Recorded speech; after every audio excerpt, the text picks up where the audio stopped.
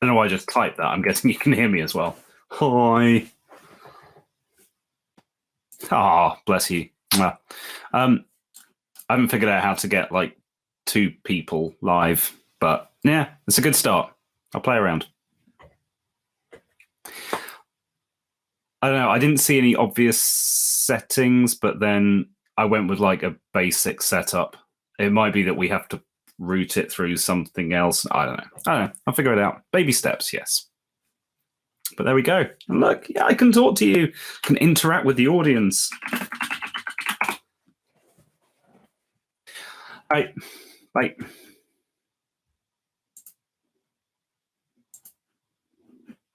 How do I stop? Oh, this is how.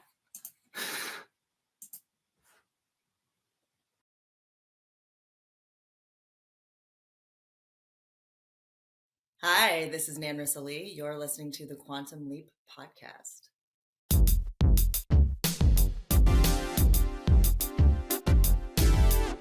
Hello, Leapers, and welcome back to the Quantum Leap podcast. I'm Albie. And I'm Chris. That's your cue, Brian. Brian. Hi, Stacy from Corman Productions. Hey, and we are tonight celebrating our friend Matt Dale. November is the month of Matt, so we'll be having special programming this month. Lots of things. And tonight we're doing something special. This was my idea. Chris was a little reluctant because he's not a fan of his art. Sorry, He does have allergies to the internet. He got an internet virus not too long ago, but he installed McAfee, so that should have been better soon. We've been screwing around for the last 25 minutes. The second we go live, I decide I need to sneeze. It's just, it's the greatest. Maybe you're allergic to me. I'm not sure. But we are live, L-I-V-E, live. Okay, I'll explain a little bit what we're doing. Tonight, we're going to be reading from the good book. All right? We are going to be reading from Foreknowledge, written by one of my favorite authors, Christopher D. Philippus, who we were able to manage to get on the program, which is great. We're going to be taking turns reading from the book, and we will be taking super chats in our YouTube, and we will be sending you via this QR code on the screen to Matt Dale's family's GoFundMe. So what we're doing for the month of Matt is just trying to raise some funds for his family and trying to give Zach as good of a Christmas as we can. It probably won't be the best, but every little bit helps. So we're going to be reading from this. We'll be taking turns. We'll be doing that thing that everybody was always scared to do in school, where you're like, please don't pick me, but then you got to read some and then you mess up a little bit. So it should be fun. And our other things, we got some previously unreleased Matt Dale content coming out this month. I know for me, I have a show that Matt and I did. It was basically Siskel and Ebert at the time travel movies. And I think, Chris, you were the announcer for that. Yeah, I believe you roped me into doing that, then nothing ever came of it. Exactly. Yeah. It just, it was one of our first things we tried on Riverside, and their stuff and our stuff. We didn't know what to do yet. And one of the videos is a little glitchy. But I think because it's Matt, I think it's important to get it out. So it's going to come out this month. Maybe we'll have some audio, previously unreleased audio from Matt. And also we'll be doing a Quantum Leap after show, which we already recorded, but we'll be releasing this month, all about the Scott Bakula musical, The Man of La Mancha, that we all went to in New Hampshire. So it'll be fun. Lots of stuff. And other people have ideas. So we'll see. There's definitely Matt audio that is still unreleased. Mm-hmm. It was a bonus show that we did for QLP. It was the last one that we did for the Scott Bakula Mean Streak movie. So if you want to hear Matt, Allison, and me cursing a lot, stay tuned through the month of Matt, because I'll be putting that together sometime before all of this is over. Yay. All right. We got a heart from John. Let's see. Let me see if I can get some of this stuff on screen. We got a heart from John Irons. Ruffalo Taco says, there we go. Everyone looks great. Roll for Tarako. Ruffalo Taco is now his character name in D&D. I'm just going to put this one up because he says Albie looks fabulous. But his audio is like Justin Timberlake. Let me check my mic before we do this. So, yeah. You're just like Jagger, is what that says to me. All right. And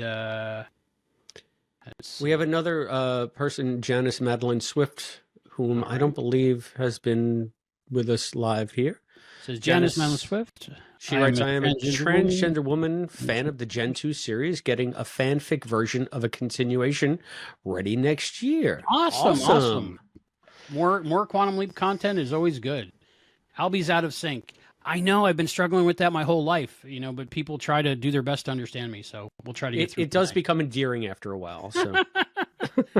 All right. So basically, we're going to take turns reading from this. And like I said, we might have some other guests joining us.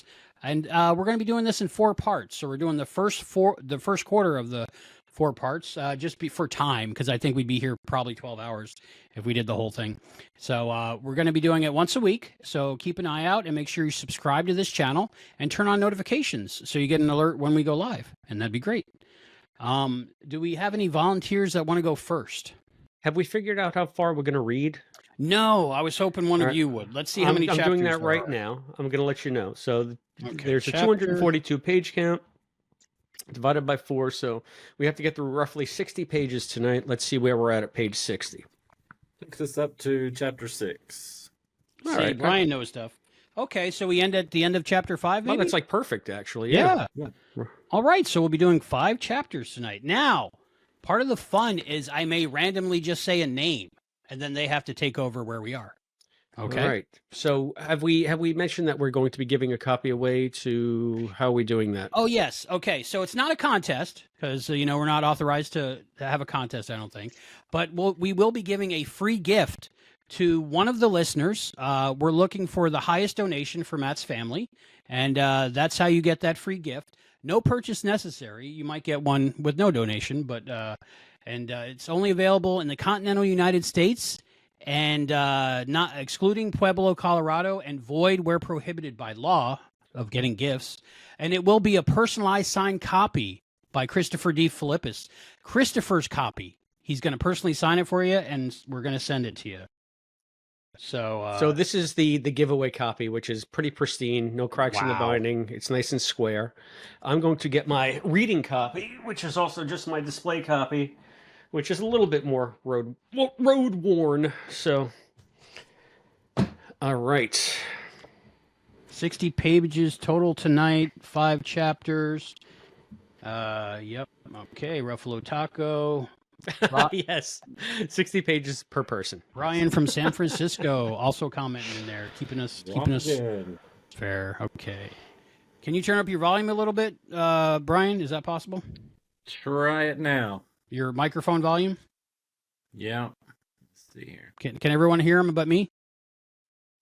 What about now? Good enough? Good enough? Okay, I can fix it in post. Yay, we have Hayden. Beefcake. He's been working out, man. Sorry, I'm I've late. been following your workout videos. How you doing? My Quantum Leap podcast after show co-host. I'm glad you made it, buddy. Yeah, sorry I'm late. The organisation wasn't all that good. Matt would have got it right. Where is Matt? He would have. He would have. All right. Now, does everyone have the good book in front of them? I'd ask you to hold it up. All right. I'm going digital. So am I. Go digital. There we go. Okay, we got digitals. All right, that's fine too. I tried really hard today. I went through every box in the basement that said books, and I found 10, but not that one. That happened to me too. I'm so proud. But Look. What's great is I thought they were all long gone, like haven't seen them in ever. So I'm happy I found some of them. I'm glad to hear it. Did you get all of them, Stacy, or? Yeah, that's the thing. Towards the end of the run, I don't even know if most people got the last 3 to 6. Yeah. I think that the interest is really petering out, and they didn't produce as many. You said Peter. And yeah, I did. Now, hang on. And, Just something anyway. with Riverside here. There's a big QR code over my face. Does that come through on the recording, or is it just something on my end for some reason? On my side, it's on my photo. I don't know what it's on YouTube or Same for me. Riverside. We're going to arrange it so that it is over your face, Hayden. But thank you for the idea. Ooh, the Church of Foreknowledge. Yeah, that's what I'm going for.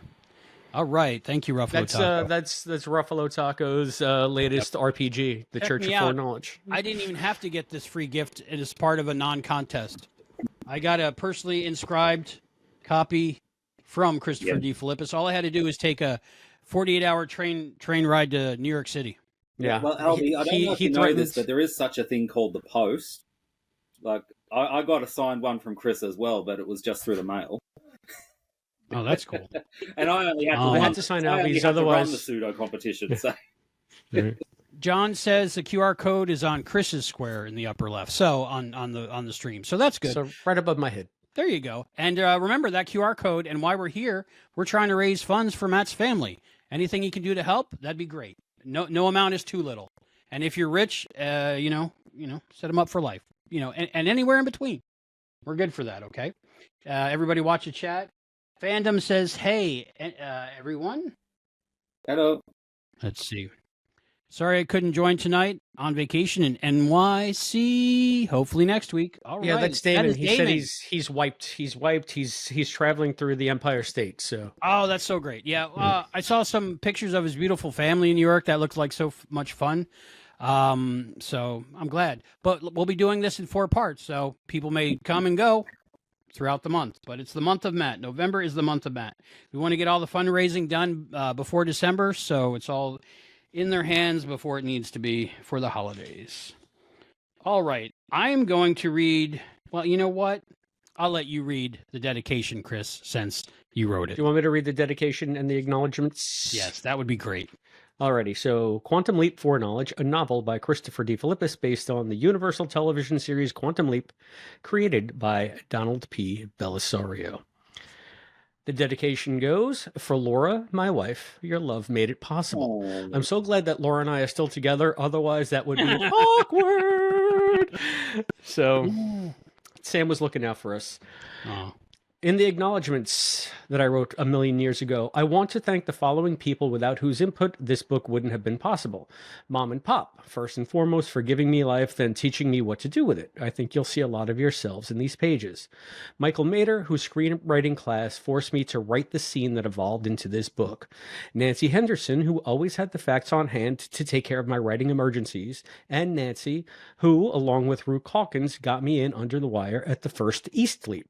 Joanne Wilson for her careful reading and for providing the Geechee connection, Tom Dunn for editing after midnight, Elizabeth Storm for an invaluable source of support and email procrastination, Owen McGovern, that was my boss at the time, for letting me moonlight, and the rest of the CPA staff who had to put up with me while I was writing this, Ginger Buchanan, who gave me a shot and waited through 3 years of revisions, and last of all, Uncle Carl, who started the ball rolling when he asked me, but what happens when the people go back? I hope this answers the question.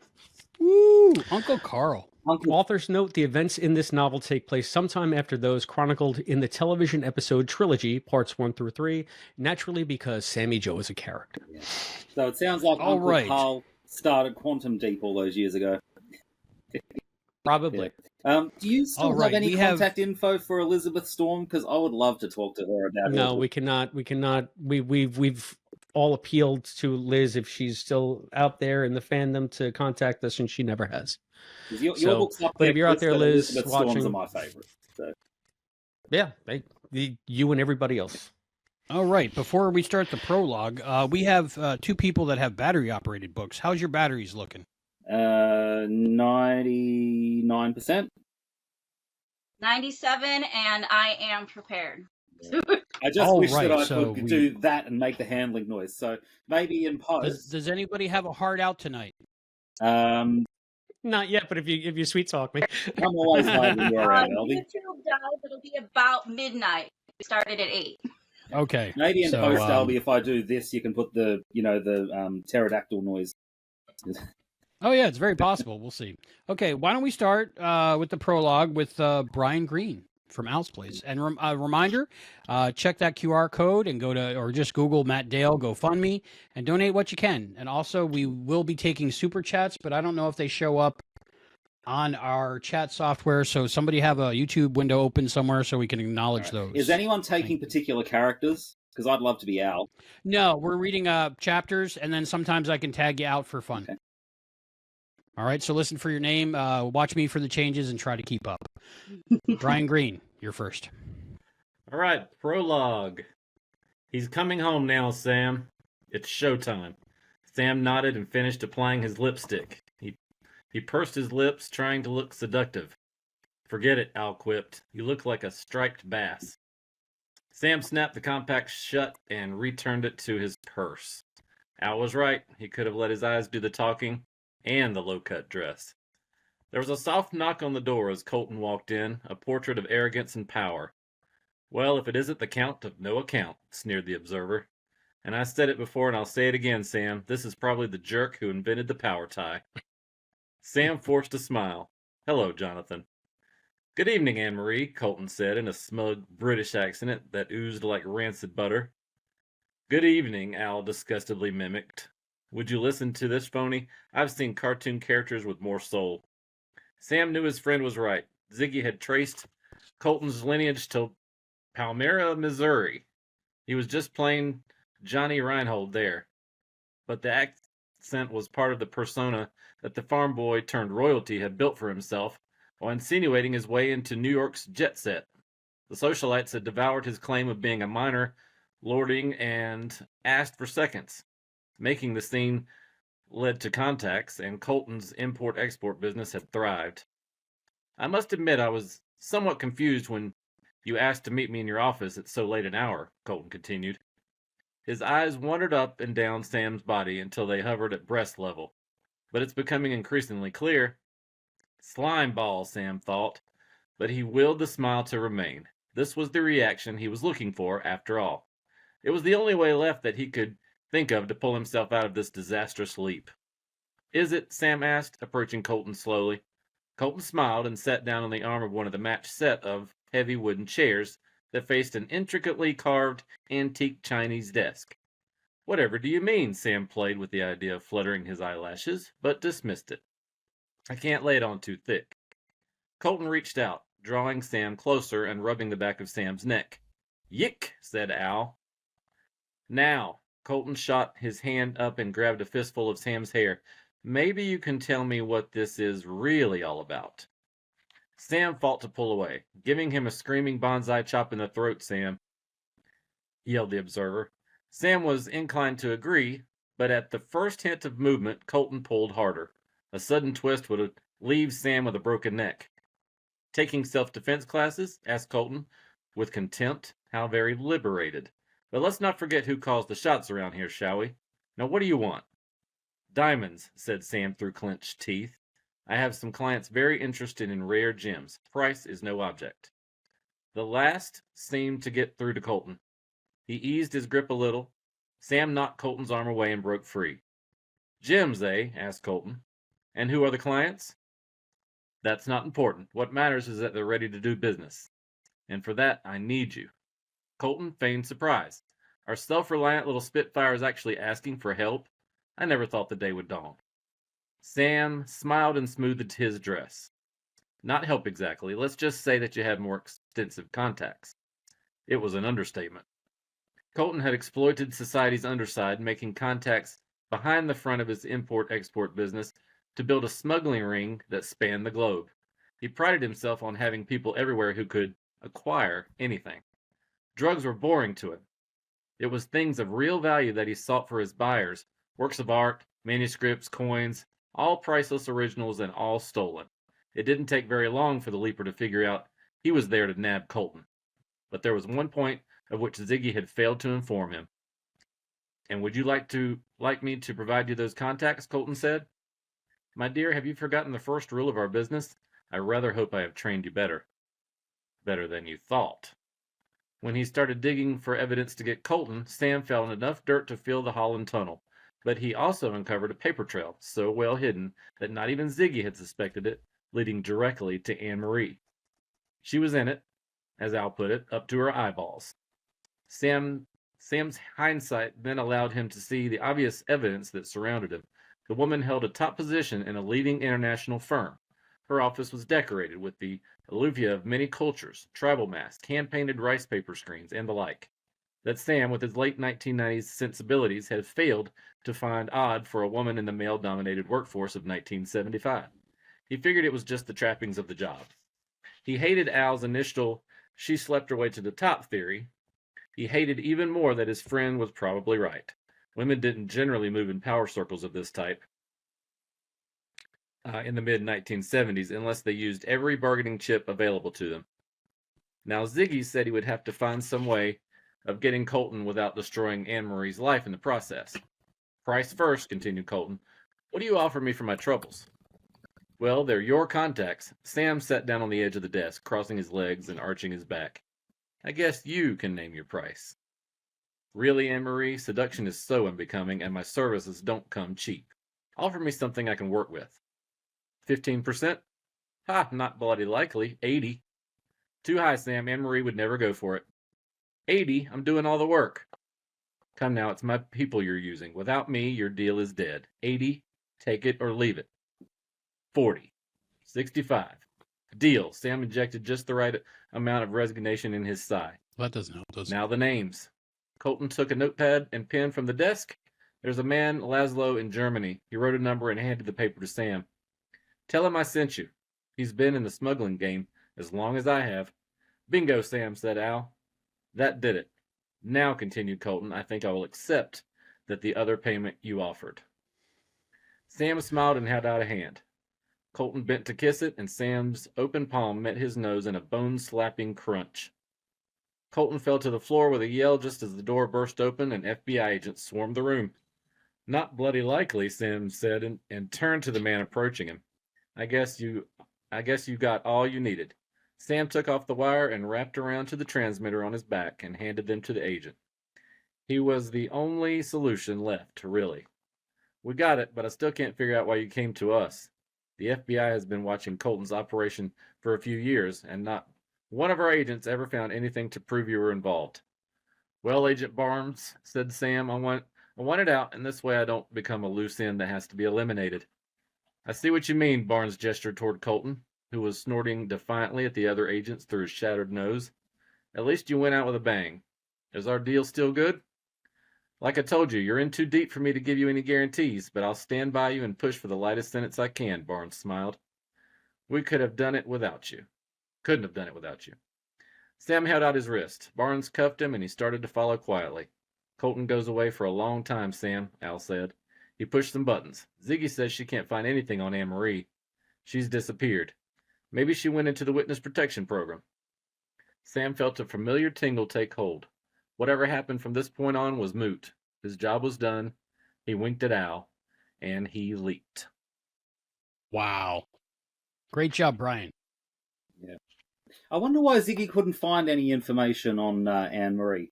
Probably because that would ruin I wonder the if book. that's a plot point that comes up at some point in the future. Ziggy's always useless, even in the show, so a nice little, nod to continuity there, Chris. All right. Why don't we go with Chapter 1, the man himself, Christopher D. Philippus. Oh, okay. And John loves, I love a good not bloody likely. Matt used to always chide me for cursing whenever he said Americans always use bloody, and I guess that's like cursing in the So UK. weird, right? He used to say, why? They always curse. Anyway, so I guess I'm guilty of that. Well, Bloody hell. You'd all be See, man, Now we're screwed getting here in demonetized Australia. in the UK, maybe? Australia, Not every sure. second word is a All right. curse Okay. word. And reminder, while we're here, donate to Matt's GoFundMe. Yes, please. The QR code is you on can't the get screen. content like this anywhere else. Click on that QR code or take a picture of it. I don't know how do QR codes work. What do people have to You do just with take your phone and you just hold it up to the screen and you turn your camera on and your camera sees it. Click the link that shows up on the bottom. It'll take you right there. Donate whatever you got paid the last 4 weeks. What is it? Your first 5 months salary or something? I don't know. What's All right. traditional? Something like that. I never thought you'd ask. Albie. But That's no called sliding, donation is isn't it? too small. Everything adds up, as we saw last year. Everything helps. So whatever you can do, and much appreciated. And if you can't help out financially, just share the GoFundMe link. That would help out great deal also. All right, let people know that what we're doing and follow along at home if you have the good book. All right, Chapter 1, Christopher D. Philippus, the author. Chapter 1. Samantha J. Fuller sat hunched in the blue glow of the computer screen, working on the ideas that had popped into her head during dinner. She was close now. She could feel it. The equations marched across her monitor, an ever-changing army of numbers and symbols tramping toward their goal. A tingle of excitement flowed from her stomach directly through her fingertips, which were flying over the keyboard like pheasants avoiding buckshot. She mentally reviewed her basic postulates as she typed, checking the formulas for accuracy. They were the crucial foundation of her work. They had to be right. And they were, as far as she could tell. She entered the last digits and sat back, feeling relieved and not a little bit smug. "My dear Dr. Beckett," she said, "you're coming home." She regally poked the return button. An eternal moment passed, and then the monitor went dark.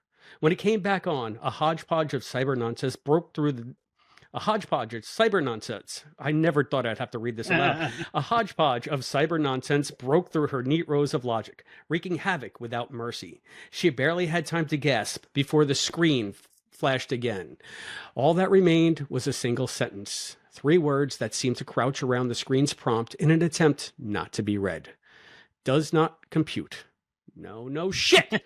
Samantha pounded the keys in frustration. "Ziggy!" she yelled, the southern twang in her voice more pronounced with tiredness and frustration. "Where did I go wrong?"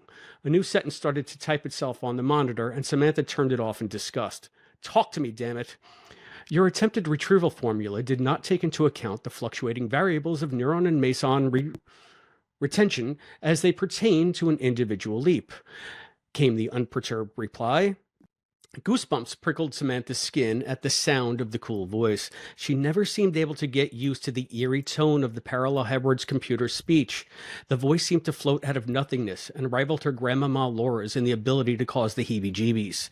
"You've also failed to realize that the odds of retrieving decrease exponentially, not linearly, with each successive leap due to the constant merging with outside subjects." "So you're saying the problem is scrambled brains," said Samantha, cutting the computer off.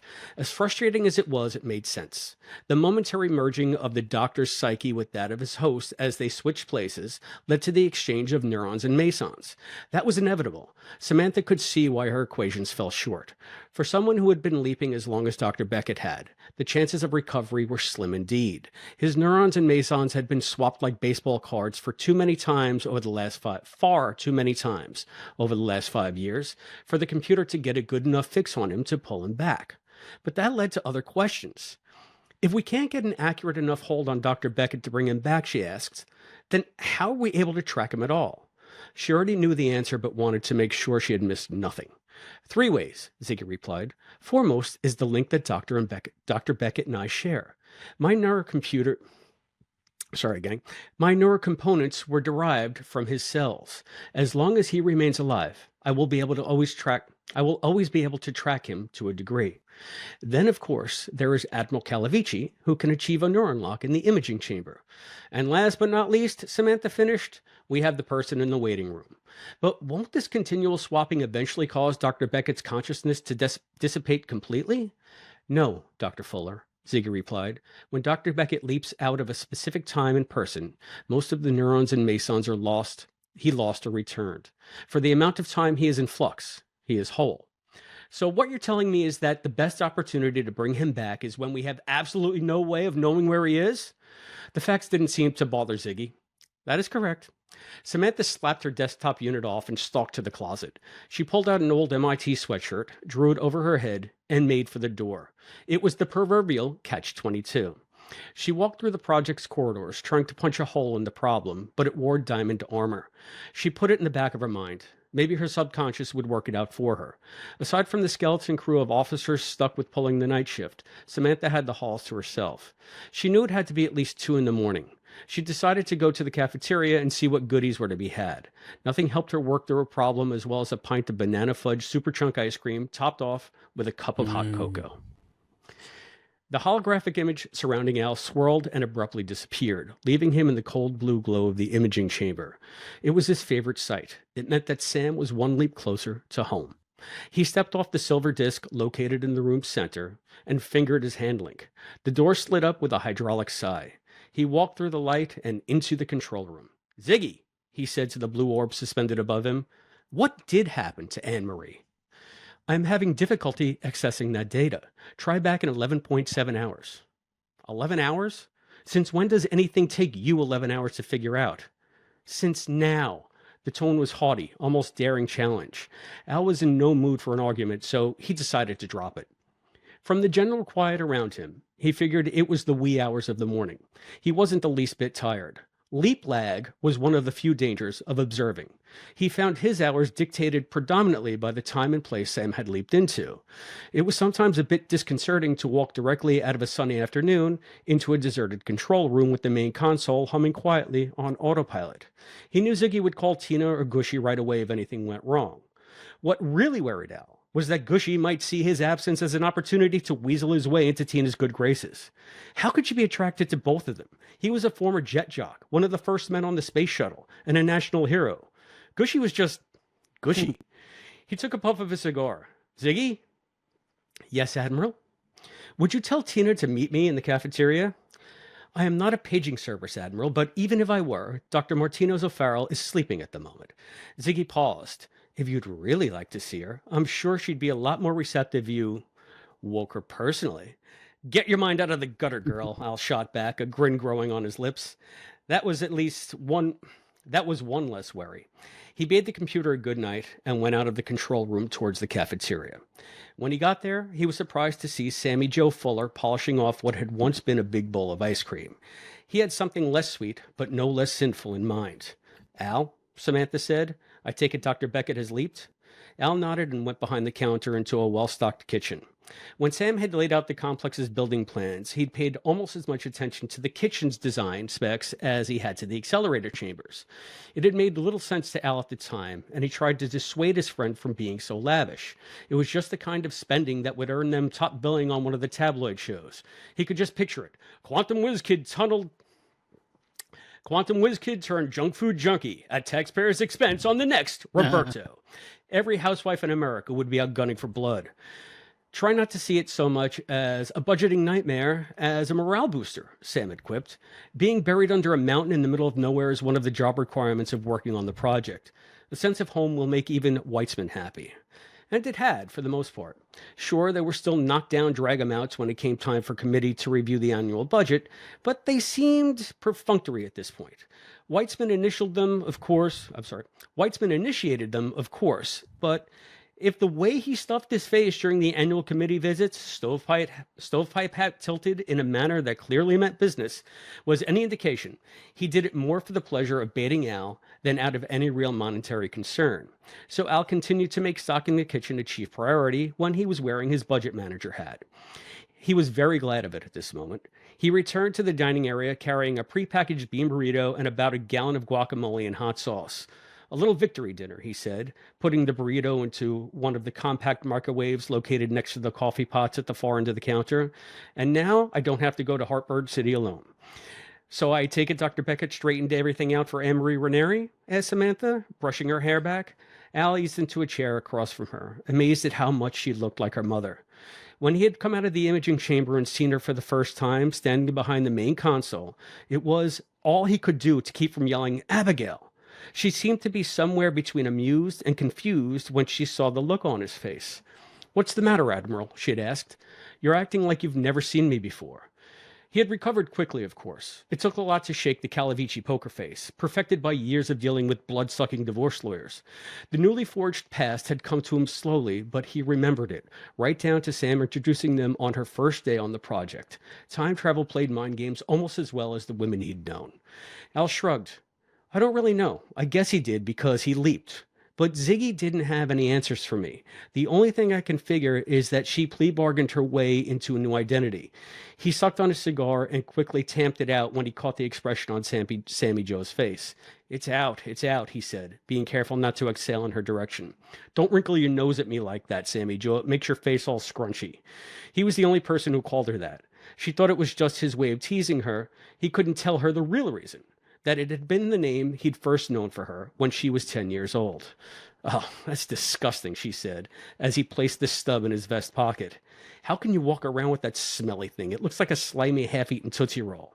I have my slimy vices, you have yours, Al said, gesturing towards her ice cream. Ever-growing pools of vanilla overtook lonely bits of banana. Oh, that. Samantha took her spoon and mashed the last of her snack into a yellow-white paste. I'm just drowning my sorrows. Al got up at the sound of the beeping microwave and juggled the hot food to his plate. Want to talk about it? Far be it from me to ruin your victory party, she answered. He remained silent in the hope she'd continue. She did. I was this close. She held up her thumb and forefinger in exasperation. This close to getting Dr. Beckett home. Al stopped chewing, scalding beans forgotten for the moment. What do you mean? He asked, swallowing quickly. How? I had worked out a retrieval formula. It seemed so right, but it was another dead end. Al searched for something to say. He knew that getting Sam home had become Sammy Joe's pet project, but to his knowledge, she had never done more than theorize. He'd even let her use Sam's private office in the hope that it would strike some spark. Except for Donna, he had declared the room off limits. It was Sam's fortress of solitude, in a way, a place where he did his thinking. It would be exactly as he'd left it when he returned. But considering the bond Sam and Sammy Joe shared, even if they didn't know about it, Al had granted her access. Maybe the room's aura or whatever would kindle some dormant inspiration in the woman. Fact or fancy, Al didn't care. When it came to bringing Sam home, anything was worth the shot. Don't take it too hard, Al finally replied. Not even Sam can get Sam home, and he's the wonderkind. That doesn't matter, Al. I'm a genius too, remember? It was not a brag, Al knew, only a simple statement of fact. And I kind of feel like I owe it to Dr. Beckett to get him home. Owe him? Before I met Dr. Beckett, I was floundering. I was done with MIT and on my way to work at a computer firm in Mobile, of all places. Then one of my professors, Dr. Lunegro, introduced us. I know it's going to sound crazy, but I felt a bond at that moment. I never told you this, but I grew up without a father. That always left sort of a hole. When I met Dr. Beckett, that feeling disappeared. Another person made it go away once before that. Sammy Joe's eyes took on a faraway look, as if straining to see something shrouded in the cloak of years. I was only a little girl then. Al suppressed a grin. He would bet his next round of alimony payments that the other person was someone Sammy Joe Fuller had known as Sam Larry Stanton. Well, you shouldn't beat yourself up regardless, not for failing at the impossible. He didn't know what else to say. The girl may look like her mother, but she's her father's daughter. She wants to save the world too. Cheer up, Al said, brightening. I told you I wouldn't ruin your victory party, and I won't. I'm sorry. Cheer up, Al. Cheer up, Al, she said, brightening. I told you I wouldn't ruin your victory party, and I won't. The tone sounded forced to Al. He knew of a sure way to make her smile again. He could tell her the truth. Project rules be damned. He knew the pain of growing up without parents, and he was loath to see anybody else go through it. But that would probably lead to a fiercer determination on her part to do the impossible, and to further self-abuse when she realized she couldn't. If anything, he said, it's my fault he's still leaping around. He was home, remember, and gave it up to save me. It was a calculated risk. The Swiss cheese factor had made the events surrounding his jaunt to the past a bit sketchy. All of it had happened, quote, before Sammy Joe Fuller, Sam's daughter, was part of the project. But he supposed that once she was introduced to the timeline, the original history had reshaped itself around her and incorporated her into the event. Don't be silly, Al, she replied. You can't possibly believe you're to blame. Dr. Beckett was acting on his own free will. You had no control over that. He was glad she did remember it. He would have felt foolish otherwise. And you do? Do you push Sam? Did you push Sam into the accelerator chamber? He had trapped her in her own logic, and she knew it. He pressed his advantage and answered for her. No, he did it of his own free will. That's nobody's fault, least of all yours. He punctuated the last point with his burrito. So I don't care what kind of bond you may feel, it still doesn't make it your responsibility. Brilliant coup, Admiral. Sammy Joe rose, snapping a mock salute. Permission to go to sleep, sir? Aye. And watch out for the proverbial bedbugs or mountain weevils or whatever the hell they are around here. Samantha turned to leave, but paused at the door. Thanks, Al, she said, a soft grin framing her words. Good night. Al, returning her smile, watched her go. He lit a cigar and took a few long puffs. Eat your heart out, Verbena. Long after Al had disposed of the dirty plates and retired for the night, Ziggy was still working. She had long since left the minor systems on automatic and focused all of her neurochips on locating the subject, Anne-Marie Ranieri. New York Times Record Library, no data. Federal Bureau of Investigation files, no data. United States Witness Protection Program, no data. Internal Revenue Service records, no data. The parallel hybrid computer searched all the available files that might have information on the woman and some that in all probability didn't. She even went through the rather humbling process of repeating the procedure. It still yielded no information. Methodically, Ziggy searched the memory banks of all the prison computers across the country. Ashland Federal Corrections Institution, no information. Danbury, FCI, no data. Bedford Hills Correctional Facility. Anne-Marie Ranieri, inmate number 064-E-76, admitted 3/18/76, released 7/12/7/12/7/12. No data. Ziggy searched the records again. It was fruitless. The information that had come up before was no longer there. There had to be a logical explanation. Perhaps it was in her own circuits. She ran a standard diagnostic program. The results remained in the optimal percentage range. Something to do with the other computer? Possibly. She checked for the data again and again, but to no avail. The parallel hybrid computer continued searching, but as the night wore on, an alien feeling encroached on the cool logic of Ziggy's neurocircuits. Under ordinary circumstances, the only, quote, feeling the computer could be said to have was one of superiority. Now, for the first time ever, that superiority was wavering. Wow. I don't know about you, but I think the guy who wrote this, or whoever wrote this, knew a lot about Quantum Leap, because I love those Easter eggs and stuff and those callbacks. I was surprised that Ginger let me put so many of them in there, but I think at this point the book series had been going on so long that the only people still reading it were fans. So she was a lot more lenient with that stuff. For me, it kind of helps me because it like triggers memories of episodes, so I feel almost like I'm more immersed in the Quantum Leap world. You know? You needed my help with some of the maths terms, though, Chris, because the word you needed was axiom, not postulate, and also an exponential. Hayden, shut the fuck up. Also, an exponential decay is actually slower than a linear decay, so it would have been a better case to be exponentially decayed. All right, we'll go back in time, and you can tell Ginger that she needs to edit better. Yeah. It's kind of funny. You've got the same problem that the Star Wars actors had. They could read everything, but they couldn't say it out loud. It was the same as sort of dialogue issues as they had. I'll be right back. I have to get my reading glasses. I didn't realize how small the text was. I got a leopard print thing going on. I think that's leopard print. I try to wear different color glasses every live stream. I thought Chris was going to read all the zeros out, because like when I read it the first time, I read all the zeros out and I tried to figure out if it was a code or something.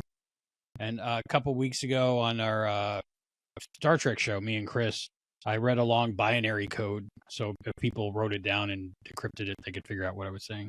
And I would have loved to have heard Ziggy's voice saying that code. Oh, that'd be cool. All right, let's see what comments we got. Are you guys able to read the comments also? Yeah, I can read some of them if you want. What have we got? I'll put them up on screen so then you can read them. Someone was talking about the QR code, will be. Yep. Now you tell me. I spent 5 minutes trying to click the QR code before I realized I needed to use my phone. We got John Iron said Gushy works great for a noun and an adjective. Who watched Quantum Leap originally predates QR codes, so that's not surprising. Okay. And John said Gushy works great as a noun and an adjective. Okay, shout out to Alabama. Alabama, yay, John. Dun, dun, dun. Okay, I'm sure that was meant to go along with one of the things we were reading. Welcome back, Stacy. Oh, that's a lot. Where did she go? You're gone again for me, but I can hear you. But welcome back, Stacy. There's Stacy. All right, let's go with my co-host from the Quantum Leap podcast after show for Chapter 2, and that will be Hayden McQueenie, all the way from down under, Australia. Okay, so BK. Chapter 2. Are we all ready? Read aloud as it was meant to be in its original Australia. Feel free to fix any... Hayden, feel free to fix any maths as you go. Yes, please. Yeah. I'm going to need you as a consultant for the audiobook. All right. So, Chapter 2. The bell's harsh clang echoed hollowly off the concrete walls, abruptly rousing Anne-Marie out of her doze. The copy of Town and Country slid from her chest as she sat up, society pages folding to the floor and shutting her out. How poetic, she murmured, rubbing her eyes. She kicked the magazine, and it landed between the sink and the toilet. The latest fashions from Paris stared back at her. She ignored them and turned on the faucet. A tap for anyone else in Australia, those not in America. Hoping for warm water to wash with. The faucet's noise followed her as she paced her cell. 3 steps, turn. 3 steps, following the faint impression worn into the concrete floor from the door to the stainless steel sink by countless feet taking the same route for countless years. She was carrying on a great prison tradition, it seemed. Anne-Marie tested the water and splashed it on her face. Tepid was probably the best she'd get today. She supposed she should be happy. Some days there was no hot water at all. Others it was so scalding that you couldn't touch it. She grabbed the washcloth she kept folded on the corner of her sink and jumped back with a yelp as a cockroach fell out of it and into the basin. Oh, you reckon it was Al's friend from when he was in the orphanage? Cockroach? Son of Kevin. Of all the things that she had to get used to since coming to prison, roaches were the worst. Life on the inside took a lot of mental strength, and she'd found a good source for that so far. But one night early on, she had awakened when she felt a light tickling all over her body. She opened her eyes to see her arm covered in a writhing brown mass. The screams that welled up died in her throat when she felt something moving on her tongue. One of the vile things had decided to forage in her mouth. She spit it out and vomited. Then she screamed, a scream to wake the dead. There were hundreds of them all over her and the bed. Tibor, the bastard, actually laughed when he finally opened the door and saw her flailing around the cell with roaches flying from every part of her. For an encore, she slipped in her own puke and fell to the floor in tears of rage. "Get up," the CEO said it again. "Get up," the CO said, still guffawing. She kicked him in the crotch instead. It had the desired effect. He took her to the hole and she stayed there for 3 days, relatively roach-free. The charge sheet cited her for assaulting a corrections officer and causing a disturbance. Nowhere did it mention that she was sleeping on a mattress that had turned into an insect's nest. She definitely couldn't take the roaches. She crushed the one still struggling to get above the waterline and watched it swirl down the drain. If she'd ever seen a more concrete symbol for the turn her life had taken, she couldn't remember it. She tasted bile in her throat as anger flared in her. Even with all the order prison imposed on her life, none of it made sense. How the hell did I wind up in this godforsaken place? That was the $64,000 question to which she had no answer. She'd been on top of $1 million operation with her ass covered so well that even she couldn't find it with both hands on the proverbial flashlight. Torch for everywhere other than America. Then, one day, about 3 years ago, have I been in this place that long? It all fell apart. No explanation, no rhyme or reason. They'd just taken it all away from her, and try as she might, she still couldn't figure out how it happened. Colton had been her first guess. Towards the end, she really didn't need him anymore, and he knew it. They both knew it would come to that one day. Well, she had anyway.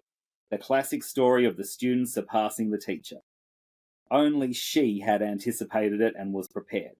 The evidence she'd squirreled away with specific instructions on who to give it to in the event of her untimely demise, say an ice pick to the ear, had kept the bastard in check. She should have for good.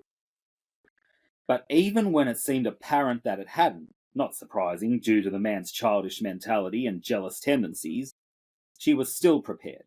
No one would believe that a woman could climb so high in the old boys' club of big business, robbery, and corruption, especially not a jury. It would just be another case of male domination and a woman too confused with love and hero worship to know what she was really doing. She was prepared to play pitiful Pearl if it suited her needs. What she wasn't prepared for was the truth. There was still no way she could believe that she'd done this to herself. Tape recording or no, signed confession or no. It was impossible. It couldn't happen. But apparently it had. And try as she might, she couldn't divine an answer. The more she tried to remember what had happened, the more frustrated she became. It was as if she'd fallen asleep while getting ready for work one morning and awakened in handcuffs. Between the two events was a chasm so vast and final that it never yielded the answers she knew lay at the bottom. And 3 years later, no matter how deep she delved, Anne-Marie knew that she was still barely skimming the surface. She took small comfort in the fact that it would have 7 more years. She took small comfort in the fact that she would have 7 more years of leisure time to dwell on it. The thought made her shudder. As much as she tried to tell herself that 7 years wasn't that much longer, 1986 still seemed more of a vague notion than an actual point in time that she could look forward to. How much would she miss? She quickly finished washing up, trying to erase the thoughts from her mind. But as she turned off the faucet, or tap, the magazine crumpled in the corner caught her eye. The rage returned as she scooped it up, balling loose pages in her fist. There has to be some way to explain this. There has to be some way I can get even. She took a few calming breaths and smoothed out the magazine to prove that she was still in control. If Tibor saw it crumpled on the floor, he would probably write her up for littering. She walked out of her cell, joining the other women lining up for dinner. Tibor and Hernandez, another CO, sauntered up and down the corridor. "Let's get in line, ladies," Tibor yelled. "Fall in." "What's it look like we're doing?" someone asked, just loud enough to be heard over the din of shuffling feet and muttered curses that seemed to comprise most of the prisoners' vocabularies. It was Evangeline, Anne-Marie saw, and she got in line next to her neighbour. "We've been doing this every day for how many years now?" Evangeline asked, turning to Anne-Marie. "Why do they have to tell us what to do if we're already doing it?" Anger sharpened her southern accent, making Anne-Marie smile. "It makes them feel useful." Evangeline snorted. "When have they been useful for anything? Except maybe to cause misery. A gentleman would never have acted like that. My daddy would never have acted like that. He'd teach him some manners." "Enough, Angie," Hernandez said from behind them. "Fall in now." He started to walk on, but Evangeline cleared her throat loudly, stopping him. "Excuse me, Mr. Hernandez," she said as he turned back, "but I feel I must remind you of something. God took great care to properly name all of his creatures, and my daddy, being a God-fearing man, took great care to properly name all of his children." "Good for him, Angie," Hernandez interrupted. "Now please fall in." "Excuse me?" Evangeline rode over him, her voice taking on the quality of impeccably mannered steel. The look in her eyes made the stone wall seem soft and rooted. The look in her eyes made the stone wall seem soft and rooted. Hernandez where he stood, his words forgotten. "As I was saying, my daddy took great care to properly name all of his children. He named my brothers Tobias, James, and Cody. They were referred to as Tobias, James, and Cody. My sisters were christened Ernestine, Isabella, and Theodora, and that's what we called them. He named me Evangeline." The slight woman seemed to tower over the broad man with the sheer conviction of her words. "Not Angie, not Lena, not Ava. Evangeline. I would appreciate it if that's how you'd refer to me. Considering the fact that I'm old enough to be your grandmother, you should call me ma'am." She held up her hands in a surrendering gesture. "But I know that I'm not your grandmother, and you have the authority."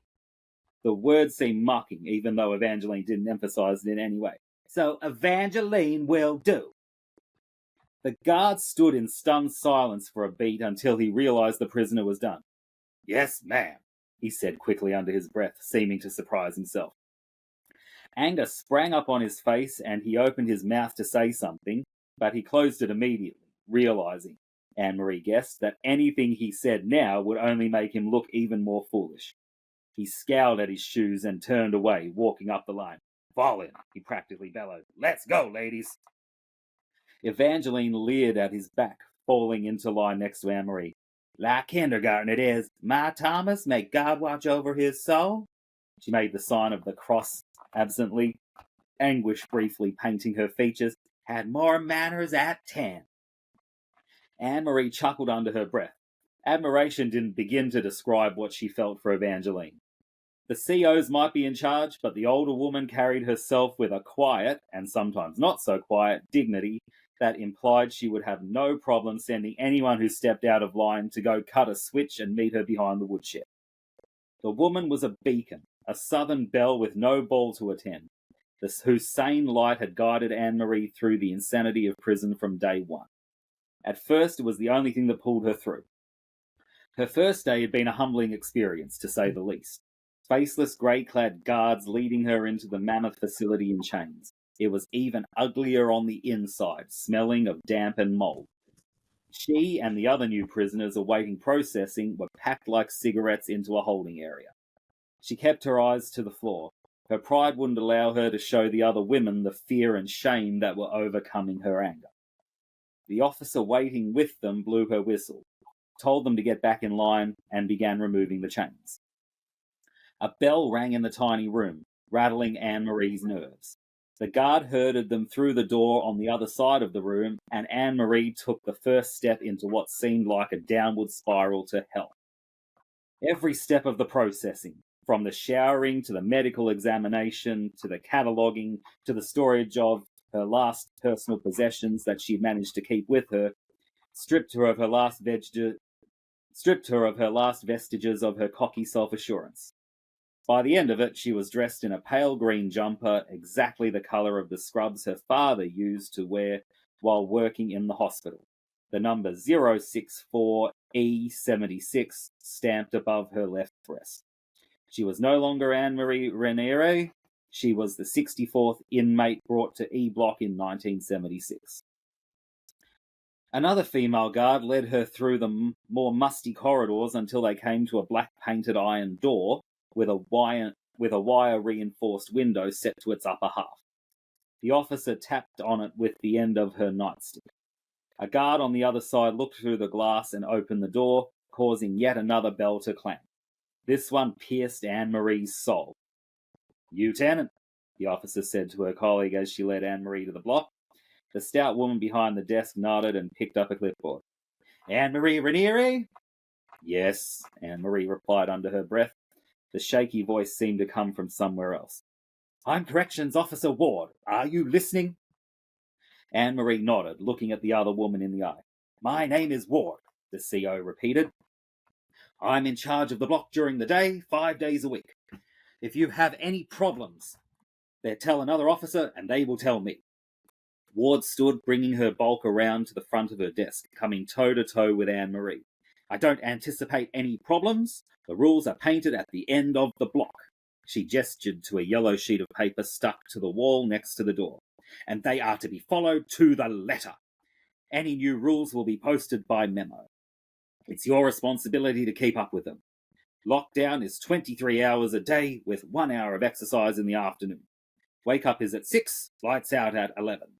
Between meals you can stay in your cell or get to know your neighbours on the block. It's your choice. You will do what the other officers tell you to do at all times. If not, you'll be written up or put into solitary, depending on how serious your offence is. Any questions?"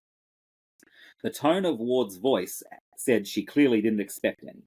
Anne-Marie shook her head. "Good," Ward continued, resuming her place behind the desk and waving another officer over.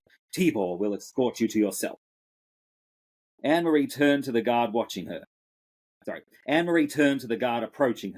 Tibor, she supposed, and began following. Women were scattered along the corridor in small groups, staring at her with dead eyes and whispering to one another. The talking got louder after she passed, the women getting braver when they didn't have to face her. More seemed inclined to joke with the guard at her side. "Got yourself a new girlfriend, Tibor," said one woman who walked out in front of them, shaking her curly black hair back and forth. "I thought I was your girl." "Move it, Rosa," Tibor replied. "You know I only have eyes for you." Rosa darted into an open cell on the other side of the corridor and peered at Anne-Marie, quickly turning her head away, and noticed that every woman ahead was looking at her the same way. She was on display, a new sow being brought to auction. She turned her eyes to the floor, away from the degrading stares. "What's the matter, girl?" yelled one of the women up ahead. "You think you're too good to be looking at me? You're no better. We both got numbers. You're a number the same as me."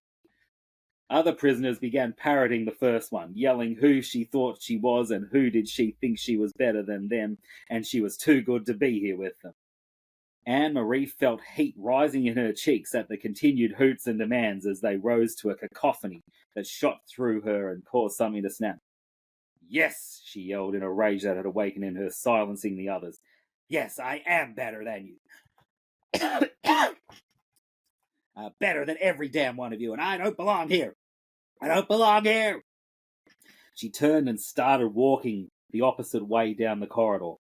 Tibor was on her in an instant, grabbing her by the shoulder and trying to turn her around.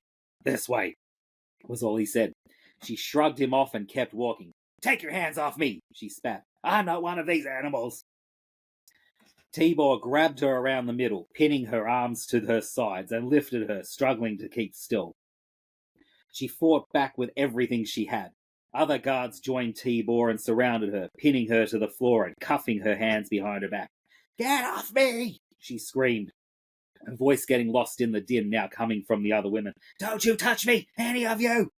4 guards, 2 on her shoulders and 2 on her legs, lifted her off the cold concrete and carried her struggling from the rest of the way to her cell, where they dropped her on her bunk and locked her in. Oh, look, there's a typo. That should be from, not for. Ward's face appeared at the grate set in her cell door, her eyes as calm and steely as her voice. Done? It wasn't really a question. Congratulations, you just earned your first charge seat. Creating a disturbance, assaulting an officer, and disobeying the rules. Any one of them would earn you a few days in solitary, if not worse. Anne-Marie couldn't imagine anything worse. But I'm feeling generous. Considering it's your first offense, I'll go light on you. No dinner tonight. Ward turned to leave, but stopped short and pinned Anne-Marie with a gaze that made the previous one seem friendly. Plus, I want you to think about what you did. I don't mean that in the way that a parent or teacher would. When I say think, I mean understand something. Really understand. You no longer have the power that you did on the outside. You are subject to the rules of this facility and have absolutely no say in the matter. Not now, not in the future. Forget the bee-moving notions of favoritism and earning a better place for yourself. You don't do me any favors, and I don't do you any. There are no queens on my cell block. Only those who follow the rules and those who don't. Ward continued staring when she thought she was done talking, as if to try to drive the words into Anne-Marie's marrow. I trust there won't be any more theatrics. I will unlock your cell after the other inmates have eaten, so you can meet them. Although I don't know if you'll want to come out after what you've called them. Ward left Anne-Marie to stare at the section of her empty corridor that she could see through the door's window. During the conversation, if it could be called that, her rage had dissipated like fog in the sunrise, leaving tears in its wake that made hot paths down Anne-Marie's pulling cheeks. She buried her face in her hands and let the sobs come. She stayed that way until a knock on her door brought her back to her surroundings. A small black woman stood in the doorway, half in and half out of her cell. May I come in? The woman said, stepping into the cell. My name is Evangeline Robbins. We're neighbors. She looked at Anne-Marie and scowled. Wipe your nose, girl. Anne-Marie wiped her nose with the back of her hand. That's better, Evangeline said. It's not proper for a lady to go around looking like a mess. What do you want? I'll make it a habit not to speak to strangers. And seeing that you haven't properly introduced yourself, we're still strangers. My name's Anne-Marie Raniere. Who the hell did this woman think she was? Are you for real? Considering the fact that I'm standing here, that's a very silly question. Anne-Marie almost threw out her annoyance, but Evangeline intrigued her just enough that she didn't. Maybe it was the brightness in her eyes, which belied her the advanced years. She didn't have the hollow stare of the other women Anne-Marie had seen earlier. Another bell rang, snapping Anne-Marie out of her reverie. The dinner line started moving toward the iron door at the end of the cell block. Befriending Evangeline was the best thing she'd ever done. It had taught Anne-Marie the key to prison survival. The key to real power both inside its walls and out. Dignity. The belief that Evangeline had in herself enabled her to carry herself with boastless pride that belittled her circumstances. ID, said the guard from her station at the door. Too late, Anne-Marie realized she had left it in herself. Those damn roaches. They halted the line for her, and an angry buzz rose from the women still waiting. Most times she would be forced to skip dinner just to teach her a lesson, but Tibor must have been in a good mood. He escorted her back personally. A blinding light tore through her and hurtled her soul into a blue void that expanded forever. She flailed through it at an impossible speed, yet could feel no sense of movement, no taste, no smell. Horror ripped through her, a dread that had no equal. She was lost, cast adrift, alone. A sudden force pulled her, drawing her atom by atom into the center of a swirling vortex that raged eternally. The nebula coalesced around her, gaining substance. Feeling was returning. She could faintly sense a heart beating, blood circulating. Cool air brushed against her skin. Sound met her ears, and she turned her head toward it. Vague shadows united and became two people wearing white coats, standing within arm's reach and speaking softly. The feeling of horror that had engulfed her before increased tenfold, and she let out a scream. Anne-Marie sat up with a start, gasping into the darkness that surrounded her. Clutched by fear, she reached over and switched on the small lamp on the nightstand next to her bunk. The light threw odd shadows in the familiar confines of her cell, low wraiths that she found more disquieting than the dark. In 3 years she'd moved to better quarters, behaved herself, gotten privileges, but she was still in prison. She went to the sink, splashed cold water on her face, and rubbed it through her sweaty hair. The nightmare images faded quickly, leaving only a vague sense of unease. She looked into the mirror and forced herself to take a few deep breaths, willing her features to calmness. Nightmares had been a fairly regular occurrence ever since she got to prison, but she was sure these dreams were about more than having her freedom stripped away. They went deeper somehow, and were coming more often. She could never remember them afterward. The only calling card they left was cold sweat and confusion. She was sure they had something to do with the lapse of memory she suffered. She couldn't figure out how or why. Anne-Marie stripped off her drenched t-shirt and pulled a fresh one over her head.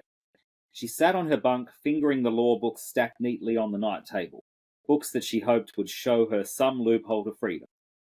The rest of the table was covered with folded figures, paper animals for her own private zoo. At first she'd taken up origami to pass the time, but the delicate creatures had become something more. The skill necessary to create them was a tangible evidence that she wasn't just an animal living in a cage. It was one of the little tricks that Evangeline had taught her.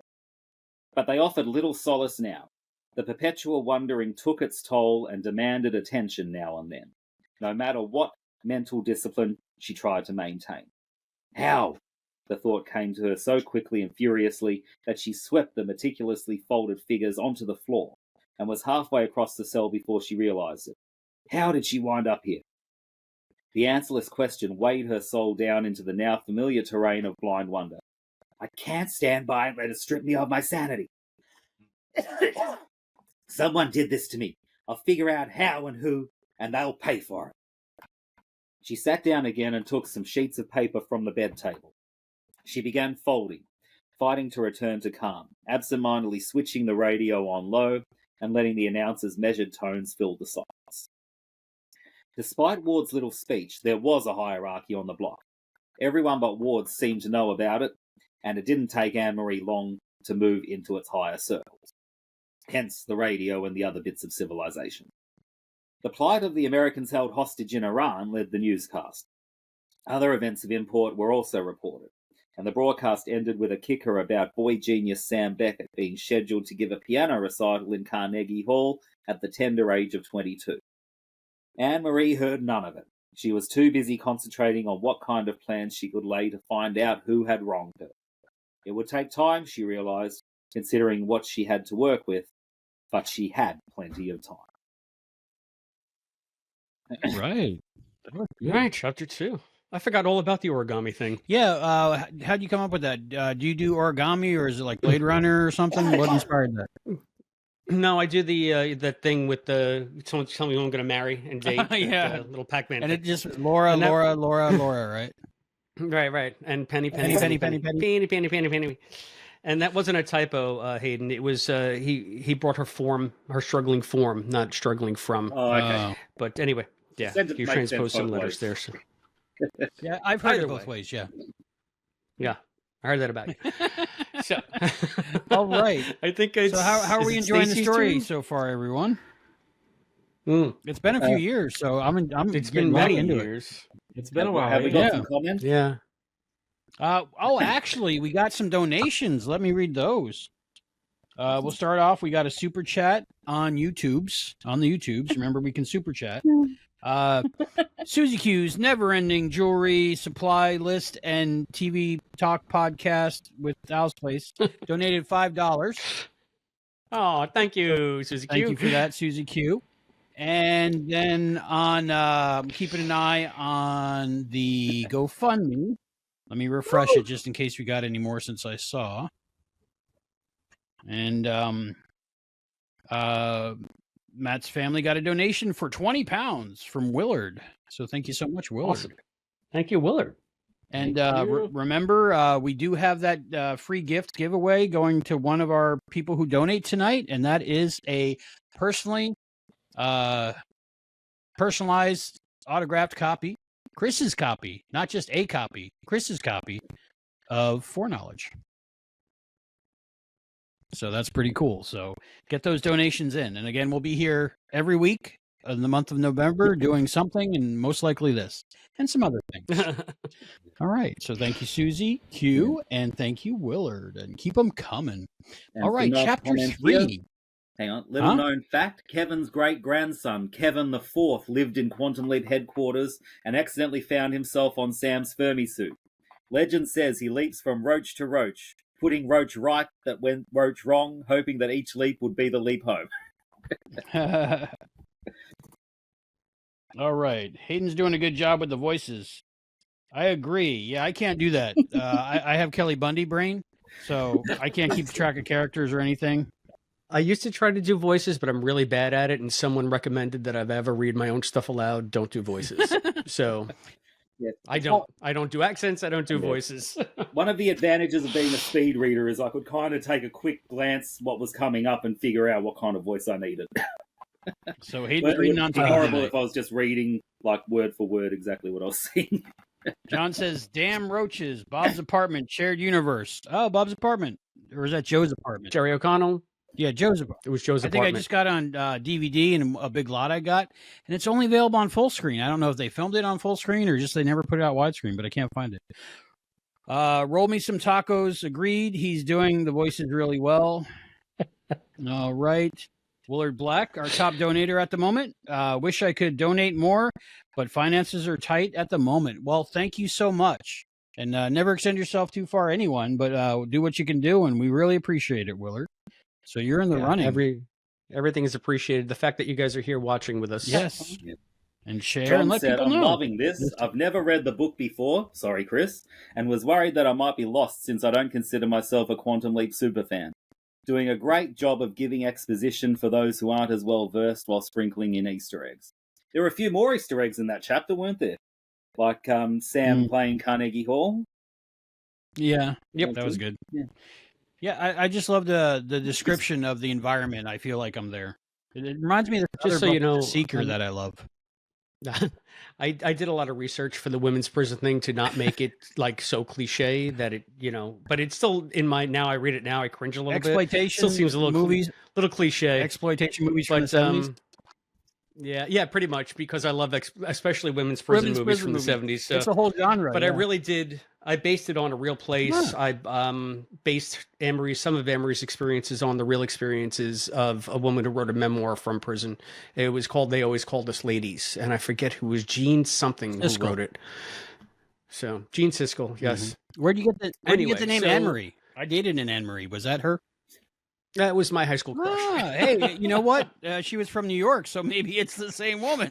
Well, you We'll put have her to in compare jail, notes so I later. suppose she must have broken your heart, didn't she, Chris?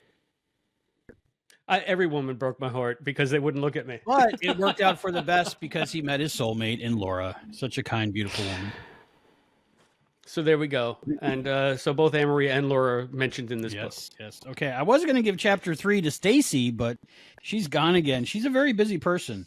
So it looks like I'm elected. Oh, it happens to be a short chapter. That's perfect because I don't know what I'm doing. That chapter was so long, my throat is so sore now. I felt bad about halfway through. I'm like, what did I do to Hayden? But you did real good, Hayden. Okay. I'm just going to try to get by as best I can. I'm going to be reading chapter 3. A reminder why we're here. We're donating to Matt's family, to GoFundMe. It's just Google GoFundMe, Matt Dale. It'll come right up. And there is a QR code on the screen that'll take you right there. And after this is re-uploaded at a higher quality, there'll be a link below. Here? So that's why we're here. And a reminder, the top donator gets a free gift from the author, Christopher D. Phillippe. Albie John says he can try chapter 3 if you would like. Okay, that'd be great. John gets Sam sleeping. Can I get him on camera? Let's see here.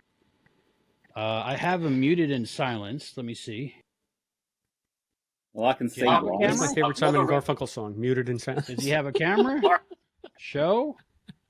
Hey! Now we got the handsome. Now we brought the handsome. He's come to read with us again. Hey, all right, John, you got chapter 3. You might not know John, but you probably know John. He's from the Comedy Podcast After Show.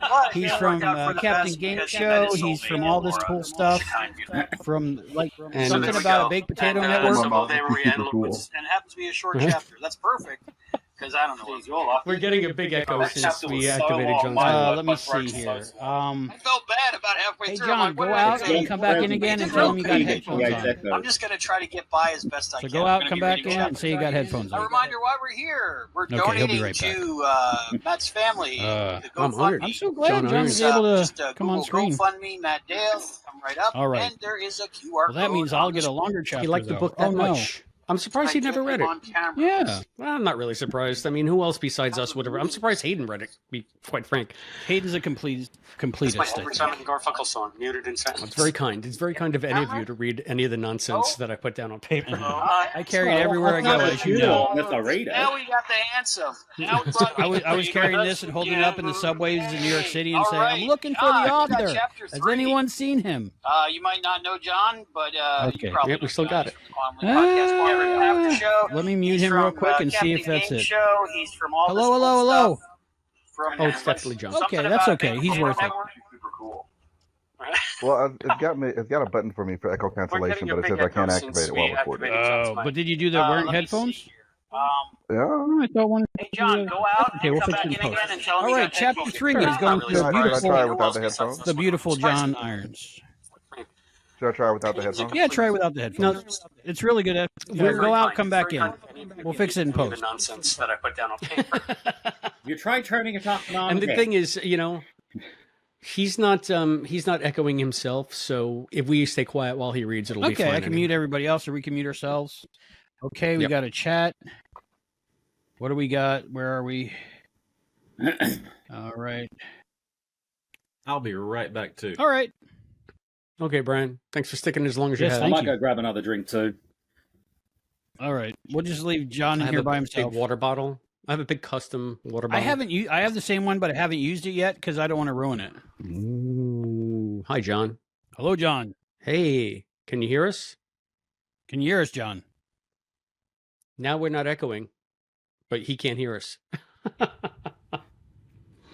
Hello, John. John, can you hear us? All right, so I can see you hear us? Hello. Hello. I think we've still got an echo. Oh, we heard you for a second, John. We hear him. He can't hear us. Okay. Can you hear me, John? He needs to get his earphones. Oh, you just got to change the speaker and turn up the speaker. And can you hear the TV in the other room? I can't. I cannot. All right. Go yellow and black. Tigers, right? Yeah. Once you go yellow and black, you never go back. Exactly. That's the best cricket team there is. Is that cricket? Don't insult me. Am I? It's football. The only thing that's boring in cricket is Rugby. people talking about cricket. It's footy, right? That's right. That's better. Right. I knew I'd get it. Hey, Stacy's back. Hey, Stacy. John's gonna come back.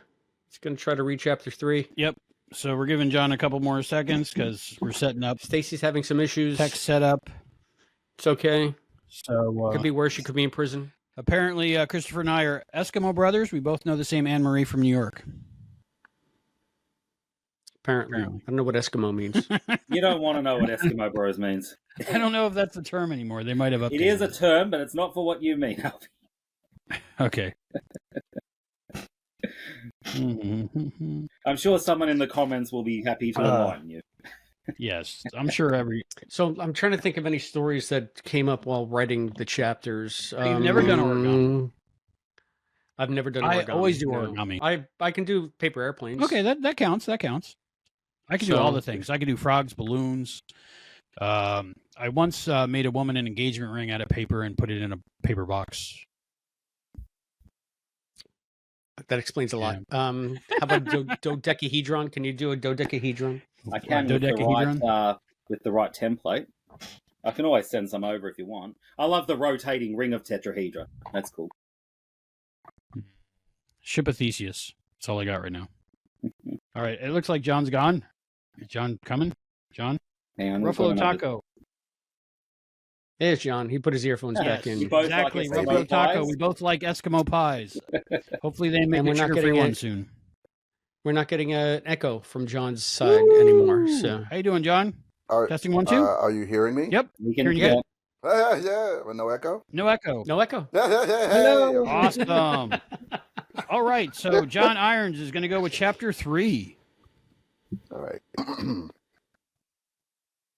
Chapter 3. The blinding blue maelstrom died as quickly as it had come, and feeling returned.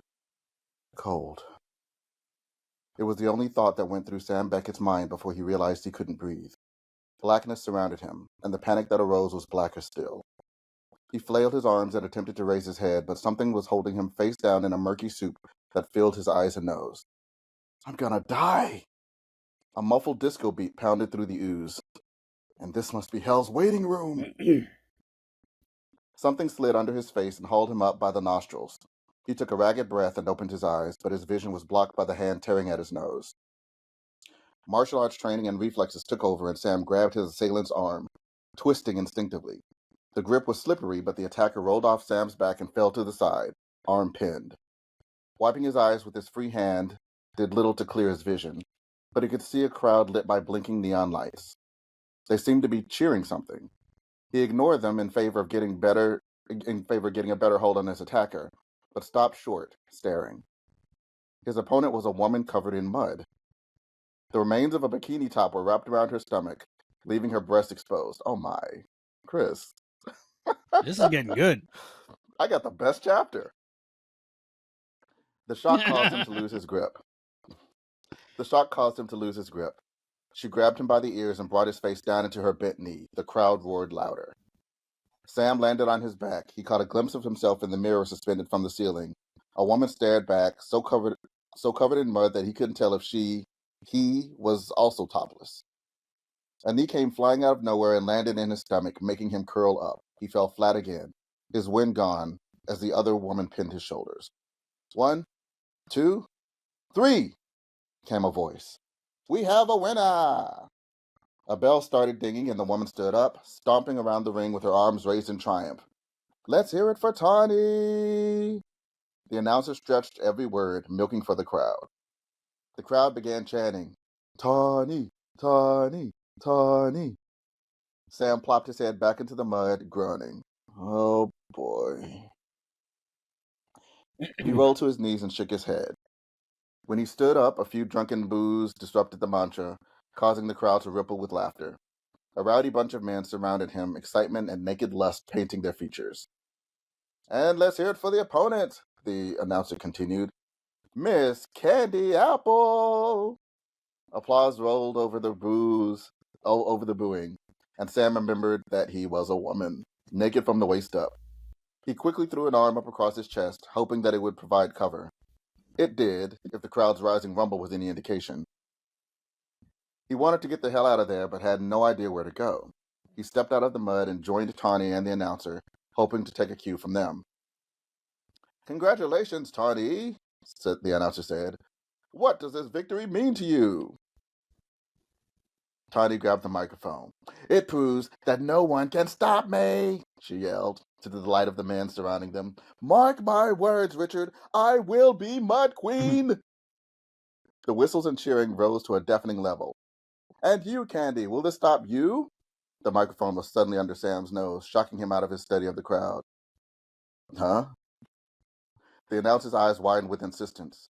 Oh, no, Richard. It'll take more than this to stop me from becoming Mud Queen. You betcha. Tawny glared at him, then grabbed the microphone again. We'll see about that, she yelled, turning to the crowd. I will reign. I will conquer. I will... She gasped abruptly, eyes going wide. Handing the microphone to Richard and covering her breast with her free arm, she quickly stalked off. Sam followed her, trying to ignore the hoots and whistles that trailed out of the room. He could feel the blood rising to his ears. What would my mother say? Tawny led him through a door and down a short hall. The mud was starting to dry on his face, creating an uncomfortable mask that pinched if he blinked. He was about to ask Tawny what happened, but she stopped at another door and turned on him before he had the chance. What the hell was that? She said, the anger in her eyes the only expression visible through her own mud mask. You almost broke my arm out there. And you almost drowned me, Sam shot back. What was I supposed to do? Tawny shook her head, mud flaking like ashes to reveal the tips of her brown hair. Let me. You knew I'd pull you up. That's one of the oldest moves in the game. She opened the door and walked in. Sam followed her into a small room. He didn't think it'd be called a dressing room. It looked more like a lounge. More women crowded inside, all wrapped in towels, hair dripping, with the exception of two in clean bikinis who were sitting on one of the low couches that lined the velvet papered walls. Cigarette smoke hung thick in the air. He was glad to see the two bathrooms at either side of the room. At least he wouldn't have to wait for a shower. He was less glad to see the observer standing in the corner. Al's grin nearly split his face in half, and his eyes gleamed as if he'd only just discovered truth, and that beauty that lay within. Sorry, I'm sure I read that wrong. His eyes gleamed as if he'd only just discovered truth, and the beauty that lay within. His cigar stuck straight out of his face, forgotten, the smoke it created seeming to mingle with that of the girl's cigarettes. Sam sighed and dug through the bags piled next to one of the couches, hoping for some clue to tell him which to take. It wasn't hard. The bag with the bright red apple on a stick painted on its black canvas had to be it. He shouldered it and headed for a bathroom. You're on, Tawny said to the two girls waiting on the couch. They got up and walked to the door, dragging a sigh from the observer. So long, Kiki. Take care, Cookie, he said. He glanced at the bathroom Sam had started for. See you after the match. Sam cleared his throat loudly. He cleared it twice more before Al noticed. Sam, he said, clearly surprised. How long have you been here? He let out a sheepish chuckle. I didn't recognize you out in all that mud. Sam walked past him and shut the bathroom door. By the time Al passed through the door to continue the conversation, Sam was washing the dried clay off his face. You're a pig. At least I wasn't rolling around in the mud, Al replied defensively. Although I'd like to. He punched his hand link absently. Sam turned the shower on. He paused. Turn around, Al, he said sternly. The observer sighed dramatically and turned his back. Sam extricated himself from what was left of his bikini. I don't care what Ziggy says, he said as he stepped into the shower, pulling the curtain shut. I don't want to hear that I'm here so that Candy Apple can become the Mud Queen. He let the hot water roll over him, removing the mud's chill. Candy Apple? Oh, sorry. Candy Apple, Al snorted. Hell of a stage name. Your real name is Sarah Bullock. I'm guessing, was this before Sandra Bullock became a person? No, Okay. I probably just put that as a placeholder and forgot to change it. Your real name is Sarah Bullock, he paused, whacking the hand link. Ziggy doesn't really know why you're here yet. Sam could barely hear him over the running water. Does she have any theories, at least? He didn't want to stay any longer than he had to. He'd rather be shackled to Diane Frost again. Who the hell is Diane Frost? Swiss cheesing could be a real pain in the ass. It was like remembering snippets of home movies about people he didn't know. But there was one thing he always remembered. Hating about being a woman. And he knew that if he didn't leap soon, the high heels would be calling. He finished washing quickly, anxious to get on with things. Can you at least tell me where I am? Looks like who I happen to me. Sam didn't find it funny. Wilson, Arkansas, Al hurriedly continued. It's a small city about 25 miles south of Little Rock. You're obviously a mud wrestler, and you work in what appears to be a small club, probably on the outskirts of town. It's October 25th, 1988. Al paused, a smile spreading on his lips. Hey, you get your Nobel Prize in about a month. Sam glared at Al's back as he toweled off. And that's all Ziggy gave me for right now.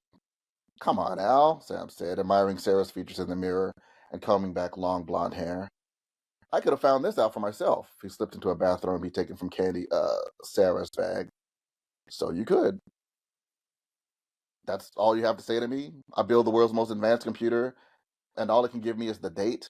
You can't even give me the name of the club I'm in? What's wrong with her this time? He wrote over the beginning of the observer's answer. And don't go give me some bull about a screwy chip from Pago Pago. He paused. If you promise not to leer, you could turn around now. Al turned back to Sam, puffing his cigar. We don't know. Sam remained silent. She went a little bluey after your last sleep. Define a little bluey. She seems to have trouble getting information. She still hasn't told me what happened to the person you just leapt out of. How can that be? Sam asked. If I leaped, I had to change history. Finding that change should be the easy part. He rubbed the towel through his hair and twirled it into a turban. Al studied the hand link. Theoretically, that should be the easy part, but there are times when certain factors can screw it up. The witness protection program is one of them. Other people just disappear. Al was right, of course. In most cases, Sam heard the happy ending he had wrought. It was the thing he liked best. It almost made being stranded in time worth it. But at other times, the leap out was his only epilogue, saying that he did right or that he could do no more. He didn't like it, but that's the way it was. Then if she can't find this person, why didn't she just forget it? Well, normally she would, Al replied, but she's telling Gucci and Tina that she can't this time. She keeps saying something about conflicting information, but she won't explain. Conflicting information is impossible, Sam said. How can you get two histories from the same person? You either have the original history or you have what happens after I change things. Either way, events should be set. I don't know what's causing it, Al says. Gucci says it might be Alia. Sam says soft. Alia? Aaliyah. Oh, Aaliyah. Oh, yeah, that makes sense. I've never seen it written. Yeah, me neither. Aaliyah, Sam said softly. He might not remember much from Leap to Leap, but he'd never forget her. No, Al said. That's the first thing I thought of, too. Ziggy isn't reading another Leaper. Sam let out a breath he didn't know he'd been holding. He didn't like the problems Ziggy was having, but he was glad Aaliyah wasn't the answer. Killing someone was something he considered his last possible option in any situation, but he wondered if he hadn't made a mistake there. When he let Aaliyah live, he knew he was defeating himself, but he just wasn't able to pull the trigger. The best he could do was hope that whatever had been leaping her had dragged her back to hell and done the job for him. Not a nice thought, but better than... Sam! Al's voice snapped him from his musings. Maybe you better get that? Huh? The door? There was a knocking as Al spoke. Maybe you should get it? Sam opened the door to reveal a woman caked in mud, barely recognizable as one of the girls who had left when he and Tawny returned. She'd managed to keep her top on, but not by much. Are you done in here, Candy? She asked. Oh, sure. Sam grabbed his bag and stepped aside, letting her in. It's all yours. Cookie. Al's voice was filled with concern. What did they do to you? Sam, it would be criminal if I didn't stay and help her clean up. Sam glared at Al until he punched the hand link with a sigh and vanished. He smiled at Cookie and closed the door behind him. A man approached Sam in the outer room. It was Richard, the announcer, with a handful of bills. Quite a show, Richard said softly, stopping in front of Sam. The vocal and animation he displayed for the crowd was almost completely gone. seemingly unsustainable without a microphone to prop it up. He counted out 4 50s from his money roll. I especially like the arm thing. He looked around the room furtively, lowering his voice even further. But don't tell Tawny I said that. She's skinned me. He pressed the money into Sam's palm. Thanks, Sam said, pulling his robe closed. Don't worry, I won't say a word. Richard winked and moved on to another girl. Who's the weesp? Weesp? Weesp. I don't know that word. That's a word that my dad always used for, like milk toast. Don't be a weesp. Still don't get it. Who's the weesp? Al asked. I'll hold my finger on Isn't it that and what- see if I get a definition to pop up. Isn't that what you're supposed to tell me? The hand link beeped and the observer squinted at his tiny screen. Oh, okay, Ziggy's finally getting something. That's Richard Danson. He owns this club, the Kit Kat Bar, with his wife, Kathy Sherber Danson. Al paused, frowning. Why does that name sound familiar? Maybe if you read on. Quit being so impatient. Al's concentration returned to the screen. It's not ladylike. The bar is home of the Mud Queens, mud wrestling troupe extraordinaire, which Richard helps his wife manage. Al gestured around the room with his cigar. You're apparently just one of the many fringe benefits of this job. Don't tell me, Al. Sam murmured into the hologram. I'm here to stop him from doing something else to one of these women. Ziggy gives Not that something only... else. That's very important distinction. I'm here to stop him from doing something to one of these women. Oh. Yeah. Sorry. I was drawing my own conclusions. Yes. My mistake. I'm here to stop him from doing something to one of these women. Ziggy gives that only 9%, Al said, much to Sam's relief. Apparently, he's one of the quiet ones you don't have to watch out for. He treats them all very well. He makes sure they're paid on time, have clean bathrooms, and generally pleasant work environment. No need to worry about him. Dickie's a pretty stand-up guy. The observer paused again, trying to figure something out. Richard Danson. That sounds familiar, too. I'm sure the answer will come to you when you're in an environment with fewer distractions, said Sam. He dug through his bag, pulled out a pair of jeans, and slipped them on. He discreetly drew a t-shirt over his head. He had perfected the art of getting changed in front of people without actually undressing, something he found necessary from leaping into so many women. Not wearing underwear made it a bit easier. He had discovered early on that sliding into a pair of ladies' panties and a bra wasn't something he enjoyed. Walking around without underwear wasn't either, but it seemed the lesser of two perversions.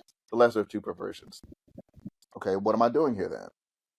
The observer frowned. Give it a minute. Sam spotted Tawny across the room, dressing in leisurely fashion. She seemed to have no reservations about bearing all in a crowded room. Still, Sam waited until she pulled a t-shirt over her head before approaching her.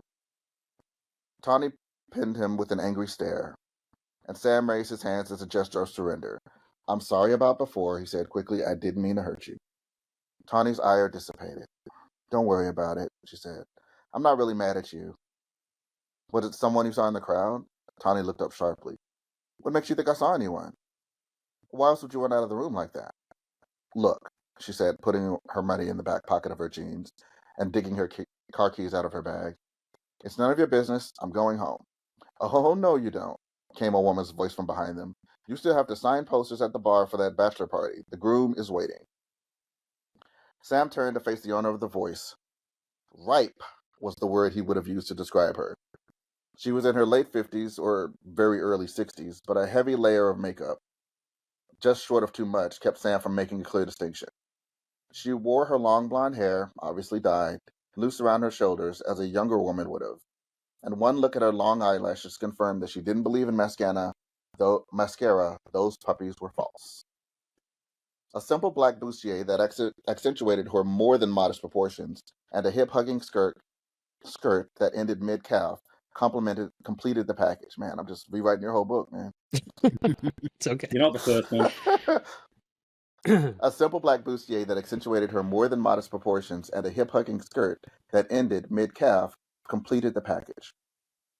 Sam was sure she had left her feather boa draped around the back of a chair somewhere. The woman wasn't vainly clinging to her youth, he decided, so much as she was paying homage to a time when her features were more delicate. The groom can kiss my ass, and so can you, Tawny replied quietly. She stalked out the door and slammed it behind her. The older woman rounded on Sam. What did you say to her? Nothing. I apologized. Okay. She gestured to the towel wrapped around Sam's head. Finish your hair and be in the bar in 5 minutes. Al had been watching the exchange wide-eyed, mumbling to himself. Kathy Sherbert dancing, Cat Sherbert, Kit Kat. Realization struck him as the woman sauntered away. Kitty Cat! Sam, that's Kitty Cat! Huh? Kitty Cat, the actress. Al's expectant look turned into a frown when he saw that Sam clearly had no idea what he was talking about. You're kidding me. Don't tell me you never saw Kamikaze Vampire Sorceresses? Sam looked blank. How about Die Virgins Die? Are those movies? Al raised his hands in frustration. Of course they're movies. Great ones. From the golden age of sexploitation films. Al's face took on a nostalgic cast. I guess it is a little before your time. But in the late 1950s, early 1960s, Cats movies helped transform American cinema. Die, Virgins, Die. Don't scoff, Al said seriously. Films like that charted a lot of forbidden territory back then. Opened doors. They almost single-handedly made the drive-in possible. Sam shook his head. Cheesy B-movies did all that? Technically, they were B-movies. I don't think kids ever won above a C-, though. And Dickie Danson. Who'd have thought a tomato like her would end up with a bit player like Dickie Danson? What vital role did he play in our cinematic history? Not much of one. He was always the geek who got killed in the first half hour, after whining lines like, "But you can't go off and join the Chopper Vixens. We have a math test on Monday." Or, "Golly, gang, maybe we should wait for the sheriff to get here before we check out that meteor crash." Sam laughed. So you're saying he was the voice of reason? The last thing you need when things are getting hot and heavy with your date in the backseat of the drive-in is a movie. That'd be good. I could tell you some tales. You I have seen forgot that movie in the drive-in. The last thing you need when things are getting hot and heavy with your date in the backseat of the drive-in is a movie expounding reason. Al shot back. I think Dickie's best work was that part in Carnival Hell when the Freakazoid gargoyle set his face on fire. He was very convincing as he ran down the street screaming. Sam couldn't suppress a chuckle at that one. He was amazed at the endless store of inane knowledge his friend possessed. Okay, so why am I here? To stop Richard from bursting into flame again? Let's hope not, said the observer, returning to his study of the hand link. Ziggy still. The sound of shattering glass cut Al off. The two men were quickly on the move, Al relocating, and Sam running to the bar. He was relieved to see that no one was hurt. It could easily have been otherwise. Though, judging by the size of the rock that was surrounded by the shards of what had once been the top pane of the glass in the club's front door. Cat brushed past him in a fury, almost knocking him over. "What the hell?" was all he heard before she was out of earshot. He trailed her into the parking lot, but stopped short when he was met by an angry mob of picketers, parading back and forth, signs raised. Sam joined Al, who stood a bit to the side, puffing his cigar pensively, hand link all but forgotten. "Ziggy might be on the fritz," he said, "but I think we just found out why you're here." End of chapter. Good 3. job, John. Thank you, John. Wow. Thank you for getting some laughs out of the chapter. Chris, I know I've been Thank you for writing a funny chapter. Yeah. I know Chris, I've been pressuring you did you to ever write a see sequel. Divergence Die, or what was the other one? The one about the vampires? Kamikaze Vampire Sorceresses? I plead the fifth. in the drive-in in 3D. Chris, I know I've been pressuring you to do a sequel to The Seeker, but after hearing that chapter read by John, I think I want an audiobook written by you in this universe of mud wrestling. Okay, you got it. It's funny, one of the only notes I ever got back from Universal when they were approving and reviewing the book, they said no more locker room scenes. And you threw out the other 3/3 of the Right, it was that's all right. locker room. Yeah, this was actually a 3-part epic. I'm glad that you mentioned Aaliyah, because it's always good having another Easter egg there. And it did make me think, have any of you seen the alternate ending to Deliver Us from Evil? I'm pretty sure it's on Al's Place, isn't it, Brian? Yes. Yeah, I actually like that alternate ending better, where it looks like Sam actually is going to kill her. And I think he probably should have. The only reason that I think they didn't is because they wanted to keep the evil leaping storyline going for a couple more episodes. But yeah, really, if you're in that situation, you have to neutralize the threat. So if I was writing it, I would have had him kill her. But that's that just. And we wouldn't have had another great Quantum Leap prison episode. So. True. Oh, they could have sent another leaper, I guess. Because it wouldn't we stop can the try. project. It would have only stopped that one threat. While Stacy has a... Yeah. All right. I don't hear John. Stacy, do you think your connection will last long enough to do chapter 4? We'll try it. I'll take over if you drop out somehow. All right. So, Stacy. Okay. Chapter 4. So just so everybody knows, we have 2 more chapters to go. If you have not yet, please click on the QLP code thingy. What's it called? QR What's code. that thing called? It means the QR code. The I watched the QLP whole QR code. Veritasium about him. Quick, what is it? Quick reference or something?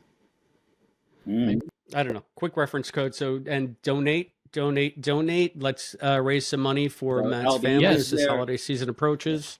Albie, is there another way kick that off the people month of could Matt? donate if they can't use the QR code? Yeah, you go to GoFundMe. Let me get the link. I'll read it out. It'll be on the video later, but it is. Let's see, copy link or short link, website, widget. Oh my goodness, I don't know. Okay, https://gofundme.me/d. Oh, that doesn't help. It's got ... All right. Yeah. There's a shorter one. Just go to GoFundMe and search for Matt Dale. Google Matt Dale GoFundMe, and also we are accepting super chats. Walmart. YouTube does take a little bit of that, so I think it's better to go right to the GoFundMe. But we will take super chats, and those will make their way to Matt's family via me.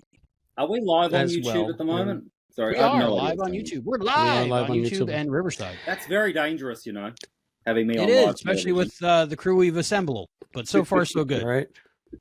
And John, I'm I don't know that I'm surprised that you never read the book, but I'm glad that you're enjoying it enough to take yourself out of self-imposed exile to come and read a chapter. I hope you're enjoying it enough to do that anyway. All right. Am I self-imposed? No, I'm I am. So I'm the one who put in the message like shout out to Mobile because I'm actually in Alabama right now. I'm visiting Oh, are you? family. Yes.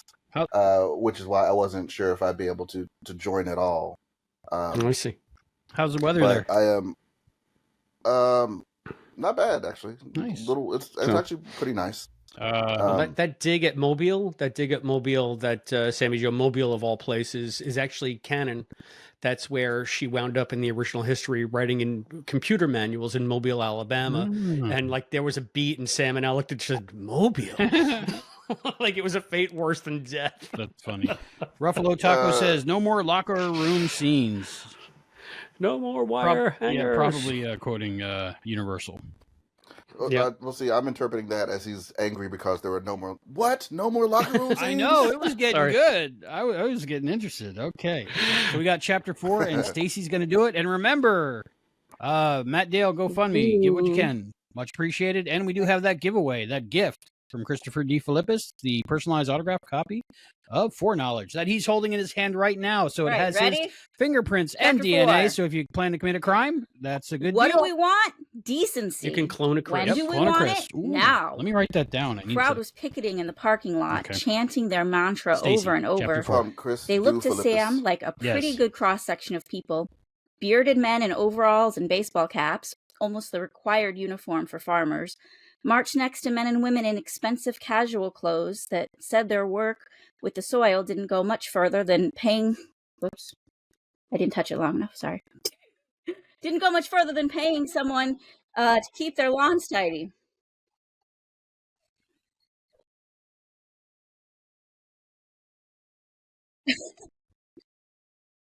Woo. Most carried signs bearing slogans like "Stop the No, we're past slop" that chapter. and "No more Okay. mud."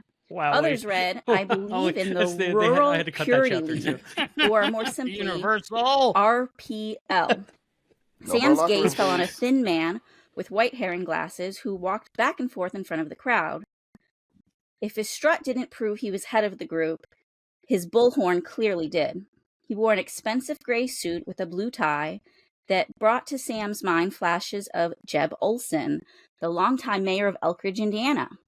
Jeb had carried himself in a friendly but puffed up sort of way, and he knew how to play the townspeople like a fiddle when he needed to. This man was a bit slimmer and clearly not as open, but he looked as if he could have given old Jeb a run for his money. People from the media were already on the scene, and the man strutted in front of the cameras like a seasoned pro. "Who normally cavorts in mud, people?" the man shouted into his bullhorn. "Pigs," the crowd replied. "Can we blame the pig for staying in its natural habitat? No. No is right," the man continued into the bullhorn. "But here we have humans doing the same. Why, this mud hole is not only an insult to our town, it's even an insult to pigs."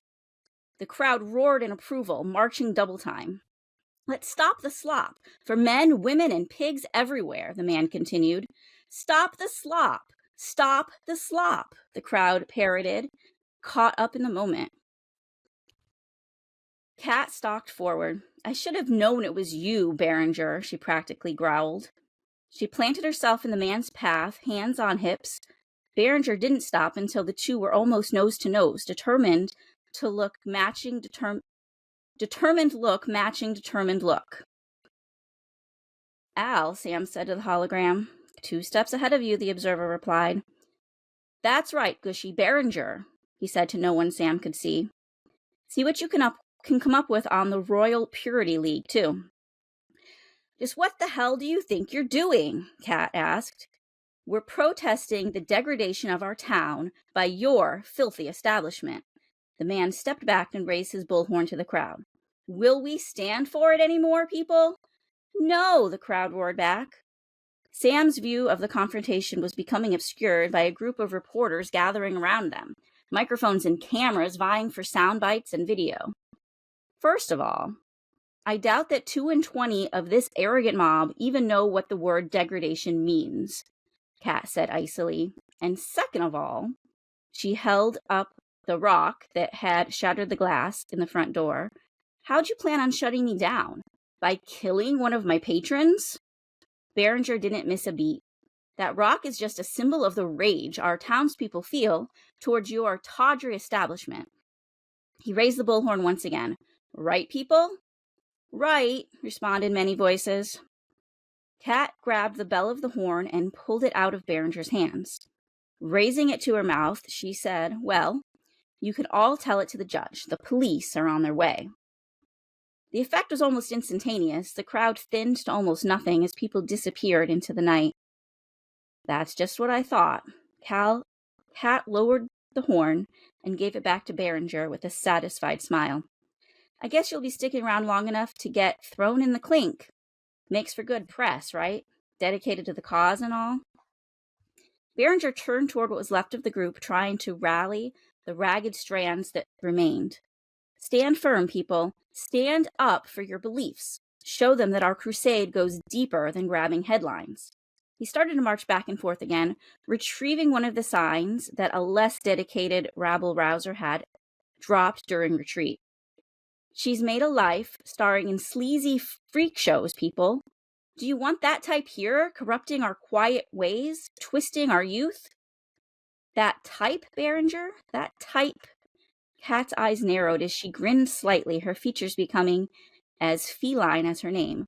"What type is that? The wrong type? Why, I do believe you've forgotten your white hood." "Don't try and confuse the issue, madam. Don't try and confuse the people about the truth." Behringer turned his appeal on reporters. "You see, don't you folks? In the face of decency, she has only one tactic to rely on." He turned back to Kat. "Well, try and make me look bad if you can. Paint the worst picture that you know how. I have faith in our townspeople, faith that they can recognize the truth when they see it. Why, I was born and bred here in Wilson, and I consider it my obligation and privilege to serve the fine people of this community." Sam stopped listening. He had heard enough to know where this was going. Never mind giving old Jeb a run for his money. Compared to old Jeb, Behringer was a guru. Sam leaned toward Al, trying not to be too obvious. Not that it made much of a difference. All eyes, natural and electric, were focused on Behringer as he paced in front of the gathering. "This guy is good," he said. "I hope I don't have to confront him publicly to get through this leap. It sounds like he could talk circles around an auctioneer. What'd Ziggy say?" "Al?" Sam shifted his attention from Behringer to his friend. The observer had batted the hand link. He clearly hadn't heard a word Sam had said. "Damn it, Gushy. I don't care what she says the problem is. You have the guy's name, for Pete's sake." A flurry of chirping erupted from the hand link, and Al smiled. That did it. He looked at Sam. She never could take criticism. "Our goose-stepping friend is Rex Behringer. He's Wilson's Mr. All-America. He serves on the town council, and recently he made it his pet project to shut down Cat's Bar." "Why? I can't say the entertainment is my cup of tea exactly, but it seems perfectly harmless." "Well, the reason is less than selfless. He's using it as a trump card in his mayoral campaign. As if he needs it, he's running unopposed. And Ziggy says this isn't the first incident where Behringer's acted as ringleader." Al began punching the glowing buttons furiously. The information now seemed to be coming faster than he could read it. "Slow it down, damn it," the observer grimaced as he waved his cigar in an arc around his head. "Quit trying to overcompensate." He stopped flailing and made a satisfied grunt. "That's better. Mud on, Ziggy."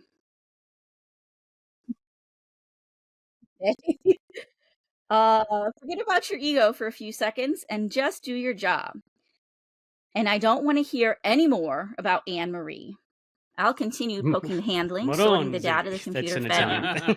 But from the way he cocked his head, he was on the receiving end of a comment Sam couldn't hear. "Oh yeah? Well, you're more trouble than any of my wives ever were." Sam was at the end of his patience. "Are you two done?" Al listened again, smirking. "Her Majesty wants me to tell you she apologizes." The handling chirped in affirmation. "Brown noser," the observer mumbled.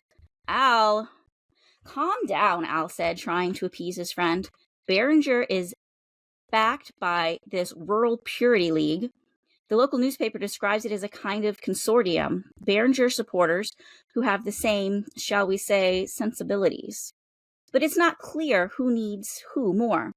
Without league support, Behringer probably wouldn't have the funds he needs for his campaign. But without Behringer and its mouthpiece, there wouldn't be enough interest in the league for it to exist." "Fortunate for them to have found each other," Sam said sarcastically. "Oh, it's a cozy relationship for sure," Al continued. "With the league to legitimize his authority, coupled with his seat on the town council, Behringer's been citing the club as the root for almost all of the town's woes. According to him, it's the cause of everything from increased drug use to the decline of morals and the erosion of family values." "I know something about small-town life, Al," Sam said. "I think it'd be a little hard for him to make generalizations like that stick." "On the contrary," Al continued, "the townspeople are eating it up. There's a presidential election this year, and the war on drugs is one of the hottest issues. So is family values. People are convinced that the country is in a bad way. Drug use has been on the rise everywhere, including here in Wilson. A local high school student died of an overdose this past summer, according to the paper." Al scowled at that bit of information. "Anyway," he continued, "it's creating the perfect little petri dish for Behringer to grow his idealistic mold in. The club is cheap. The club is tawdry. The club doesn't fit with the conservative 1950s ideology Behringer is selling as a cure-all. How can people be so blind?" Sam said. "Well, the town has gotten a bit of a swelled head recently," the observer said. "Some national magazine rated it as one of the top 5 places to live in the entire U.S. Good school system, with advanced academic programs in place, excellent medical facilities. Even the local farmers have had slightly better luck than others around the country."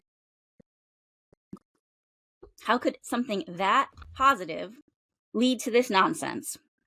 Well, they didn't count on the bad stuff that's bound to come along with the good. Drug use is up because the population is up. Fact is, that kid probably would have died whether or not that article was printed. People from the cities are coming here in droves to raise their kids in a safe, small town environment, Al said, puffing on his cigar. But each new family that comes in changes that environment a little more. I guess you can call it the erosion of traditional values if you like. The simple fact is that this town has been introduced to as many new ideas as different ways of doing things in the last few years as would normally happen in a generation. So the locals are a bit shell-shocked, Sam nodded. But they must have been progressive thinkers in the first place to attract so many new residents, wouldn't they? This reaction seems a little extreme. I'm sure that at one point Dr. Frankenstein was also a progressive thinker, with plans that looked great on paper. The locals are simply afraid of change, and as for Kat's bar being the focus of their anger, well, it's always easier to pin your problems on one demon, especially one that you can see so clearly. Behringer is relying on that mentality. Come the beginning of next month, it lands him the mayor's seat. Al shook his head. Small towns. Sam shook his head too. Not small towns, this town. The cause of his worsening mood finally struck him. From almost the first day he had left Elkridge, he had found himself fighting the conventional wisdom that said people in small towns were ignorant, closed-mind hicks, even, and sometimes especially, with Al. While it was true that clubs like Kat's didn't ordinarily get much outward praise where he had come from, they weren't harassed as long as they remained discreet. The people of Wilson were letting him down in a way, playing into the old stereotype. I'm sure that there are 30 or so people who are here tonight didn't represent the majority, Sam continued, more defensively than he would have liked. They were only the handful that Behringer could rile up. Okay, Al said, raising his hands in surrender. I forgot who I'm dealing with. I'm sorry for making generalizations. Jeez. He lowered the hand link and squinted at the readout as more information came up. The fact remains that Behringer gets elected and the club gets shut down. Oh, this is getting worse, Sam. What? Ziggy says that when the club closed down in the original history, most of the girls who work here wound up with less than kind fates. Less than kind? Dreams shattered, opportunities gone, you name it. Al shook his head once more. Each of the girls has her own story and her own reasons for working here. Some are single mothers using the job to support their families. Others are working their way through school, and this is the only job they can find that pays enough.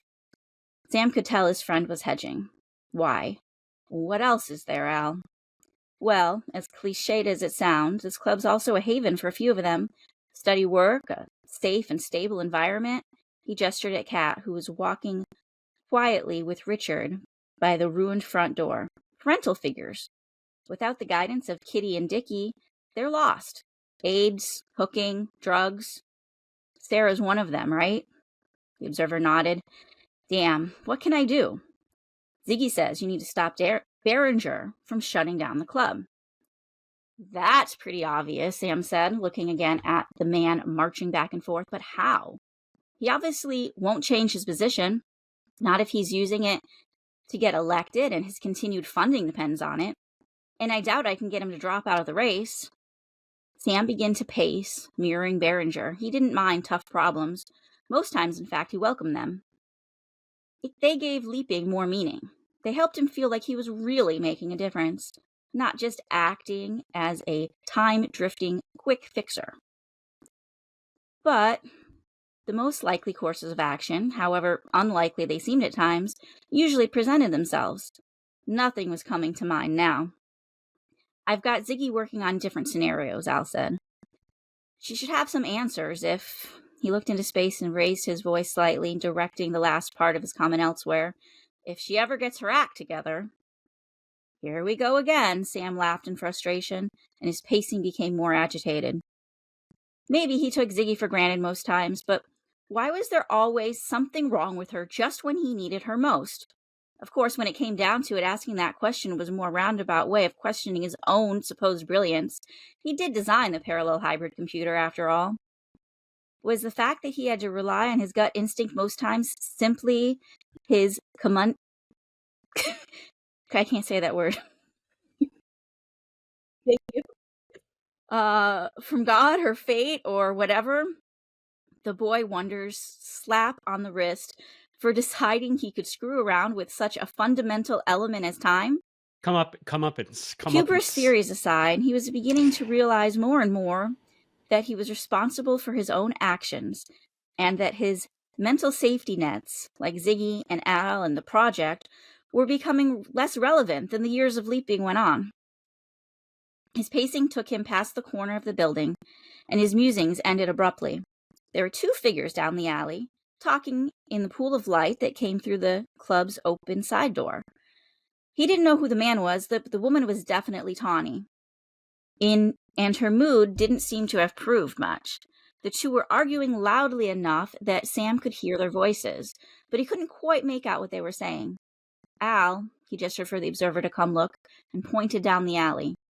What can you tell me about this? Al punched the hand link and repositioned himself next to Sam. From the constant blip-blip the hand link was making and Al's continued silence, Sam knew the answer wasn't forthcoming. Listen, Sam heard Tawny say clearly. This conversation is over. I don't know how you found me, but just leave me alone. She began to stalk off, but before she had gone more than a couple of steps, the man grabbed her from behind. Oh no, he said just as loudly. You don't get to walk away from it all again, not this time. Let go, Tawny struggled in the man's grip. Sam didn't need Ziggy to tell him what to do. He ran down the alley, grabbed the man by the shoulder, and yanked. The man spun around, letting Tawny go. Before he could do more than be surprised, Sam's foot connected with the side of his face, and he crumpled on the ground in a grunt. Oh, hell, Tawny cried. She dropped to her knees and rolled the man over, cradling his head in the crook of her arm. The look she shot Sam was 10 times more deadly than the kick he had just given. What the hell is it with you and this kung fu crap tonight? The man moaned and his eyes began to focus. He looked from Tawny to Sam and back. What do you mean? Sam said, confused. I was trying to help. Tawny sighed. I never asked for your help, but since you insist on butting in anyway. She gave Sam a sardonic look that matched her voice. I guess introductions are in order. She lifted the man's head slightly and raised her voice. Kyle, his eyes struggling to meet hers. The girl who just decked you as Candy, also known as Sarah. She wiped the blood that was starting to trickle out of his nose. Terrific, she said under her breath. She turned her attention back to Sam. Sarah, the man lying here bleeding all over me, is Kyle. You know this creep? Sam asked, starting to feel defensive again. Could he do nothing right with this woman? All my life, Tawny replied. That's not just any creep. He's my brother.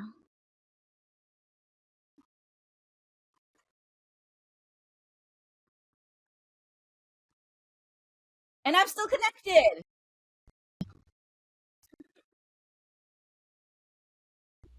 Dun, dun, dun. Dun, dun, dun. All right. Wow. Thank you, Stacy. Thank you. That was great. Very obvious. We got Sam's... Woo! And we're still connected. We got Sam's leap in there. A little of just some background on that. I based Wilson, Arkansas, which is a complete fabrication. I named it after Joanne Wilson, who's mentioned in the opening in the acknowledgments. But it's based on the town where I went to school, Columbia, Missouri. And it really was rated one of the best places to come live while I was at school there. And there was a lot of influx of people that was changing the town. And the strip club had just opened somewhere off campus. And a lot of people were protesting it. Of course, it wasn't like this whole World Purity League thing, but a lot of the stuff, again, like I researched the prison stuff, a lot of this stuff was drawn from my own experiences when I lived in the Midwest for about 2 years. Write what you know, FYI. right? Yeah. And once they start describing Kyle, it took me about 25 years to realize this. Kyle's just me. I didn't realize it at the time. I never realized it but after I read the book for the first time in about 15 years or so, I said, Jesus Christ, could you just put yourself in your fiction, you hack? So Only you anyway. know that, though. We're enjoying it. So It sounds yeah. like there was quite a bit of inspiration from what was the episode? Private Dancer, I think it was the one where Sam was the stripper and helping the other girl. Yeah, What sort of themes there? The funny thing is, a lot of the stuff, like Muron, like I say it as Muron, like that's an Italian phrase that my dad used my whole life. But this was like before the internet that I was writing this, so I couldn't look it up. I tried looking up that phrase, and it's actually something completely different. I just hear it as Muron. So if you look it up, you can maybe find the slang word that's correct. But as far as I knew back then, and I had no one to bounce it off of, that's what I used. Another thing that you might have noticed in this is my philosophy on mirror image coming through, where Sam is musing to himself that the connections and his safety nets like Ziggy and the project and Al are becoming less and less relevant as he leaps on, as he becomes, more seasoned. And I think that that's a central tenet of mirror image and one of the reasons I love it so much. So And I creep in a lot of mirror image stuff. He even says in an early chapter sometimes, but that's the way it is, I also like that sometimes that's the way it is. I also like that you mentioned in a previous chapter, Sammy Joe talking to Ziggy about how Sam's retaining a little bit of each leapee that he has, so he's essentially losing a bit of himself every time. And the wondering of, how much Sam is actually still out there left in Sam, and is there going to be a point where eventually he's not Sam anymore? And what's going to happen then? Yeah. Can he ever pull himself together and end up back up? But that's probably the reason we never saw him again, because Sam probably doesn't exist anymore by now in the new series. No, Sam exists. He just chose to keep on leaping and doing good. But I don't know. May I ask why you so often call Al the Observer instead of Al? In all of the scripts for Quantum Leap, Al is referred to as the Observer, in capital V, capital Observer. And it's a convention that carried over to the novels. And I think Very there cool. are other characters occasionally named Al as well, so it's to avoid confusion with them. It's also just so you don't keep writing Al, Al, Al, Al, Al, Al, Yeah, Al. I was wondering if that was why. Can you do that again, Chris? So- I was enjoying it. Al, Al, Al, Al, Al, Al, Al. Albie, you haven't read yet. Do you want to read chapter 5? Do you want me to five is finish your last off with chapter tonight, 5? so I was hoping you could bring us home, Chris, because I have Sure. another live stream to do after this, and I want to save my voice. Gotcha. And actually, I'm sorry, Gotcha. everyone, I have to get going because I have another appointment. All right. Thank you so much, Hayden, for I managed joining to us. get Thank you, through Hayden. the Come whole back reading list again. on my own. I swear I can read. So, We're doing it 3 more times. yeah. Yep. So, And we only have 10 pages left for those who are watching at home. So chapter 5 is a pretty short chapter. Oh, is it? it was good to So see we're you just all, about and, we're just about done. yeah, I'll be And back. for reminder the while we're next here. one. Thank you, Hayden. Can I just close Thanks, this, or man. do I See need you to do soon. anything in particular? All right. And reminder while we're here is we're doing this. Wait, Albie, Hayden had a question Oh, did before he? he What logs was off. it? Yeah. Can I just close this, or do I have to do anything special? You exit, but then leave the browser open until you're fully uploaded. That way you'll be in higher quality when the export goes out. So just hang up, but keep the browser Let's open stay until your All right, no upload worries. is complete. Just All like right. the old days. I'll see you all Thank you later. so much, my I've friend. hung up like 10 times No this worries. episode Yeah. already. All right. And that goes for all of y'all. All right. The reason why we're here is to celebrate our friend Matt Dale. And he's been gone almost a year now. It's been rough, but it's been rougher, I'm sure, on his family. So we're doing everything we can to support Matt's family. And right now, that is silly things on our YouTube channel to have fun with Quantum Leap that he loves so much. And just to get some donations to his GoFundMe. So we are taking super chats if you're on YouTube with us.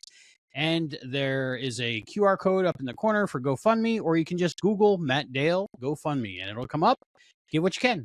And that's what we're doing. We're celebrating our friend Matt Dale all November long. November is the month of Matt. All right, bring us home, sir. The author of the book, reading chapter 5 of Foreknowledge. Chapter 5. Was your family happy during the holidays? Amory looked up from her turkey dinner and studied her friend Evangeline. Never really came out. Okay, and studied her friend. I forgot to put my glasses on. Okay. I didn't see that period right there. All Okay. right. There You we look go. sexier in glasses, I think. Thank you. These are my reading glasses. They're my cheap ones. Anne-Marie looked up from her turkey dinner and studied her friend. Evangeline never really came out and asked questions like that. Some things just weren't done, no matter how close a friendship got. Questions that solicited personal information not given freely fell into that category. Not that Anne-Marie hadn't asked a question or two early on. She'd gotten an answer the first time, but in a tone that almost made her forget what she'd asked.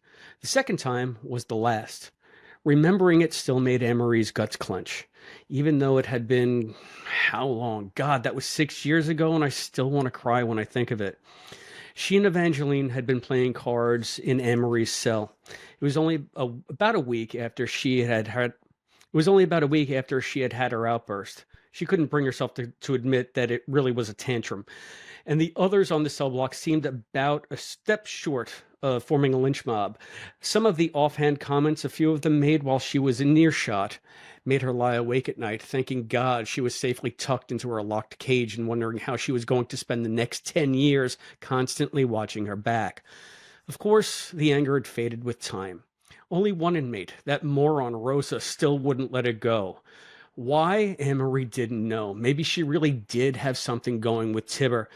How Anne-Marie posed a threat to that, she couldn't figure out. But one look into Rosa's eyes confirmed that something had snapped up there or was very close to it. Anne-Marie steered clear of her as much as she could. But Evangeline hadn't been angry back then. On the contrary, she seemed almost desperate to form some kind of relationship. Rather than question it, Anne-Marie took advantage of the situation. The card games lasted only a few hands at first, but by the end of the week, they went on for hours. The first few times were more like lectures than social events. Evangeline told Anne-Marie who to approach for what, who to stay away from at all costs, and the rules and codes that pass for inmate etiquette. Anne-Marie's question was harmless, really, more cliche than real dialogue. So, what are you in for? Evangeline stopped in mid-draw and pinned Anne-Marie with a look that made her throat go dry. Anger and pain seemed to be fighting for control of her face. Anne-Marie didn't know what to say. I'm sorry. Without a word, Evangeline placed the cards neatly on the bunk and walked out of the cell. Anne-Marie heard the door next to hers slam. It wouldn't have been too bad if that had been the end of it, but Evangeline hadn't joined the dinner line, and later that night, some weird twist of acoustics carried faint sobs into Anne-Marie's cell. She'd never questioned Evangeline again, so she was surprised at her friend's query. I don't know, she replied. I guess we were happy. Christmas was always better than Thanksgiving. No football. Presents? I think I missed the Thanksgivings more, though. Anne-Marie looked down at her institutional holiday feast. The gravy had puddled into a crater in the mashed potatoes and was starting to congeal. She mixed it up and tried not to think about it as it went into her mouth. The meals, anyhow, she said after she swallowed. This dinner ain't that bad, Evangeline said. Today's not supposed to be about food anyway. It's about realizing what we have and being thankful for it. Anne-Marie almost choked on her peas. Thankful? What did she have to be thankful for except a damp cell and 7 years of wondering? 7 years of the mystery that was eating her up inside, lurking, forever living like sandpaper just under her skin, rubbing her raw from the inside out. And here, 1982 was sliding into 1983, the sameness of prison life turning it all into one mindless grind. And still, no magic revelation, no justice, not even a chance for justice. Anne-Marie noticed the white-knuckled grip she had on her fork and realized she was scowling into her tray. I will not let this get the best of me. She took a deep breath. I am in control. She gently placed her fork down. I am not an animal. She grabbed her napkin and began folding mindlessly, producing a paper swan. So, was your family happy during the holidays? To hell with etiquette. Evangeline had brought up the whole thing, so it was fair game now, and she needed the distraction. Oh, yes, Evangeline replied eagerly. We never really had much. Jim Crow wouldn't let us. But Daddy would always find a way to get all 7 of us something on Christmas morning. Then we'd go to services. Daddy'd say, I've rendered unto you what is yours. Now it is time to render unto the Lord what is his. Sounds like we celebrated differently, Anne-Marie said. We never went near church on Christmas or any other time of the year for that matter. Christmas was about the tree and the eggnog and those stupid TV specials. My Thomas loved the tree. Evangeline made the sign of the cross absently as she spoke. And going to town to look at the shop windows? We couldn't afford a television, not back then. There was nothing on for us anyway. Going to church was the way for our community to share the spirit. Anne-Marie couldn't imagine a Christmas about brotherhood. It worked in theory and on all those TV specials, but everybody knew the reason for Christmas was presents. End of story. As she got older, the presents got better, mainly because she brought her own gifts mainly because she bought her own gifts and didn't always fit under the tree. Screw that sentimental crap. But she offered a smile to Evangeline and pretended she understood. Why did people have this obsession with believing in something they couldn't see? There was only you. To put faith in anything else was foolish. It was the only weakness Anne-Marie had ever found in Evangeline. Well, Anne-Marie raised her cup. I am thankful that we're friends. I know I would have a much harder time in this place without you. Not that it makes being cheated out of my life any easier, she added as a mental afterthought. She drank the last of her coffee. The dregs were bitter, which seemed fitting, then crumbled her swan into what was left on her tray. Happy Thanksgiving was over. Merry Christmas was next, followed by Happy Friggin' New Year. Only 3 more to go after this one. The bell rang soon after, and Anne-Marie and Evangeline picked up their trays and joined the line back to the block. Fresh thoughts of the old mystery had Anne-Marie so wrapped in thought that she didn't notice a chair sticking out at the end of the table. Before she realized what was happening, she had tripped over it and was falling, instinctively grabbing at the woman in front of her. When she finally regained her balance, she looked at the shirt she was clutching, then at the owner. Oh, shit. Get off me, bitch! Rosa twisted her torso, her eyes taking on a slightly deranged cast as she struggled to get free from Anne-Marie. This threw Anne-Marie off balance again, causing her to hold tighter. Wait! Was all Anne-Marie could get out before Rosa swung the edge of her metal tray into Anne-Marie's temple. Falling down wasn't nearly as scary after that.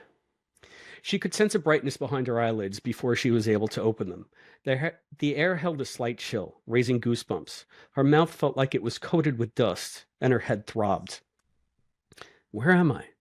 Anne-Marie sat up with a start, hugging herself and attempting to rub some warmth into her arms.